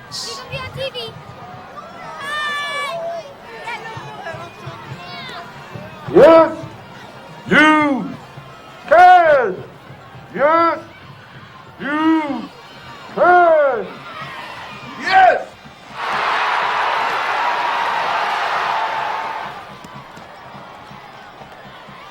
There we go. We're back with fourth quarter action in the Prep Bowl. 27-26. St. Louis with 59 seconds remain. This is a very big snap here. Gordon Schilling Jr., the punter. Kahuku is coming after him. They don't get to him. A very good spiraling punt. That takes us Kahuku bounce at the 20-yard line. And this is time to put up or shut up Kahuku. Looks like they're 79 yards away from the game-winning touchdown. And that noise you hear is coming from the Kahuku side, urging their Red Raiders on a game-winning drive. Well, it's time for Kolo Funaki. He's got to do the job, Joel. There we go. He drops. Funaki drops back to pass. He had two receivers in the same area. He overthrew one receiver and almost hit his other receiver, number 87, Sakalia Magale, and he was wide open. Watch the replay. Look at that. That's Jason Kale flaring out. I think he was trying to go to Mangale, but if Funaki just let that pass go a little bit farther, he had Kale streaking down past the 35. If he catches that ball, he's gone another 30, 35, 40 yards. There we go. We got 48 seconds remaining in the prep bowl. Kahuku 79 yards away from the end zone. They are down by a point, 27-26, in what has been an action-packed and great prep bowl. Funaki drops back to pass. He's inside the 15. He's being pressured. He's at the 20-yard line. He needs to run it and get out of bounds. And did he get out of bounds? Yes, he did. He did get out of bounds. That will stop the clock. Oh, the clock does not stop. It's inside of 35 seconds. We got 30 seconds remaining in the game, and Kahuku not moving. Doesn't seem like they're hurrying. And the clock finally stops with 28 seconds. And I think they need to add on a few seconds. I don't know what the problem of this officiating crew is, Joel. They've had problems all night long. They've had plays going against Kahuku. Look at that. He fell out of bounds. The referees have had problems with calls going both ways. The ball was out of bounds. Please reset the clock to 38 seconds. Thank you. That's a great call by Mike Goshima. He needed to add on those times because Funaki, like you said, clearly out of bounds. We saw it in the replay also. Doug Simonis a little anxious this late in the game. Funaki tonight, 4 for 8, 29 yards. We go 3rd and 1, ball on the 31-yard line of Kahuku. Funaki drops back to pass play action. He's got a man open on the sideline. That's Jason Kale. He catches it for a first down and runs out of bounds at the 36-yard line. We've got 33 seconds remaining. This game is not even close to being over. And Funaki took a shot after that play. Slow in getting up. But being the warrior that he is, look at the shot he gets from the back. There's Jason Kale getting out of bounds wisely. And if Kahuku can keep moving the ball like this, they could set themselves up for some kind of score late in this game. There we go. Kolo Funaki giving instructions to his offensive mate. The crowd is going wild on both sides of the field. 33 seconds remaining. 1st and 10 from the 36-yard line. Funaki drops back to pass straight back. Oh, he rolls out. He's being pressured. Oh, if he is sacked, he is in trouble. He lets it go. And incomplete. The intended receiver looks like it was Jason Kale on the sidelines. And incomplete. Well, I tell you, number 44, Alovao, nearly had himself a big sack. He catches Kolo Funaki at about the 25-yard line. He's going to go down inbounds. The clock is going to continue to run. Watch 44, nearly gets him down. Also 92, Chris Fonotti was almost there for another sack, but Funaki just trying to get that ball away. We got 25 seconds remaining in the game. 2nd and 10, ball from the Red Raider 36-yard line. They need to go at least 50 yards to get in field goal range, Joel. 25 seconds left. There we go. Funaki drops straight back to pass. He's got nobody open. He's scrambling. Heaves it downfield. Oh, he overthrows his receiver by a mile. It is picked off. This game is over. That's Anthony Lakins with the ball. We have a penalty flag on the near side. Oh, Lakins is running free. He's across the 50. He is dragged down at the 47-yard line. There's a penalty flag, and it's in the area of defensive interference. Oh, and this could be a very big call. The bad thing about the clock ran all the way down to 8 seconds left. Oh, and the Crusaders may be celebrating a bit early. Oh! Offensive pass interference. This game is over with a capital O. I tell you. Pass interference on the play. The penalty is declined. The ball is turned over. First down this way. He was trying to go to Isaac A'alona. Funaki trying to go to A'alona on the deep pattern. Instead, A'alona just stopped where he was. The ball flew way over the head of A'alona and picked off by Anthony Lakins. 8 seconds left, Joel. And St. Louis, 10-time defending state champions. There we see Anthony Lakins, who had the game-winning pick. This game is over. There we see Darnell Arsenal going crazy. Every year as a varsity quarterback, he has won the Prep Bowl. Oh, that is a great game. We see St. Louis band going semi-crazy. Darnell Arsenal, just all kind of emotions at this time. Now watch this. Yeah, there you see on the bottom of your screen, Isaac A'alona. He just stopped at Funaki. I don't know if that was a play that A'alona had to go out deeper, or if that ball was just simply overthrown. You got to feel for Kahuku. They were in this game, had a lead several times, but boy, you got to really feel for them. You got to feel sorry for them because they came also close once again. And you know, Kahuku now runs their record to 0-4 against St. Louis in Prep Bowls. And look at Cal Lee. Doesn't show it, but he's a very happy man. There we see the referees getting a nice ovation as they run off the field. And somebody threw a soda out there and it almost hit one of the referees. There we see 27-26 in a great game.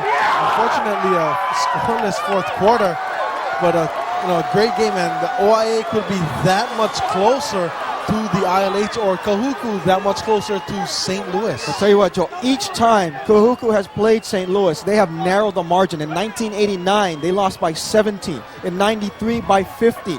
Last year, 1994, lost by 6. And tonight, Joel, losing by a single point.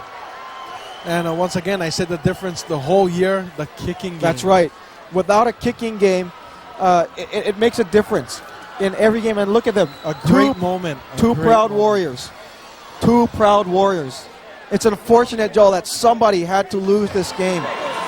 Look at Simonis. Look at the emotion on him. A great game, and that is a great moment. Two coaches hugging. Obviously, Cal Lee, he probably feels for Coach Simonis.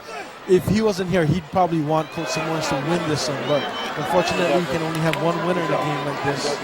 Boy, it's just really the fans here, all 29,000 plus who are here. They expected a shootout and a great game. You know what? They got it. They got it. And I tell you, it was worth the money you spent. And there's the St. Louis sidelines cheering. They're singing their alma mater and celebrating a 10th consecutive Prep Bowl and state championship victory. And well, that really shows it all for Kahuku. The last 2 years, the Prep Bowl has lived up to everything. The Prep Bowl has lived up to everything it was hyped up to be. Last year, a great game, 26-20. This year, 27-26. And something I didn't think I would ever see. Kahuku not wanting to shake the hands of St. Louis, or most of them. Kahuku players don't want to do it. And that's just a sour ending to a great game. Absolutely, I'll tell you. A couple of last stats we want to throw at you before we leave tonight. Darnell Arsenal, 12 out of 24 passing for 211 yards. Kolo Funaki, 5 out of 11 for Kahuku, an interception for 34 yards. Rushing the ball, Kahuku 255 yards on the ground, while St. Louis only 53. But at the end, Joel, it's like what you said at the end. The kicking game comes down to it. St. Louis had the kicking game. There you see Darnell Arsenal and shaking hands with Kyle Balbarona of Kahuku. But as you mentioned, the kicking game, it comes down to the kicking game. Kahuku did not have the kicking game. Hopefully for next year, they can find a kicker for themselves, because the lack of kicking game really, I thought, cost them the state championship this year. Eddie K. Aloha. The last 2 years, there's no way, talent-wise, these teams could be, different, because both great players on both sides, great playing on both sides, just the lack of kicking game. But I just tell you what, just a great game played by all, and I tell you, hopefully next year's Prep Bowl 1996, Joel, will be as good as the one we witnessed tonight. Before we leave you for the last official high school game of the year, we're going to get this over with. Credits, the much important credits. Our director tonight, Ed Nartetez, for director Sam Wise and Dara Young, and our announcers Blaine Kawi, Bill Lewis, Kevin Hashiro, my color commentator. Yes, Joel. Myself, Joel Pahukuler, play-by-play announcer. Thanks to all the camera people, everybody out there. We got to thank the whole crew. They did a great job all year long. All season long, great, giving us the great video footage, the great replays, the great graphics, and of course the dot race. Absolutely. So as we wind down another OIA and ILA season, 27-26, St. Louis, the winners of the 1995 Prep Bowl, their 10th in a row. May never be duplicated, and we'll see you next year.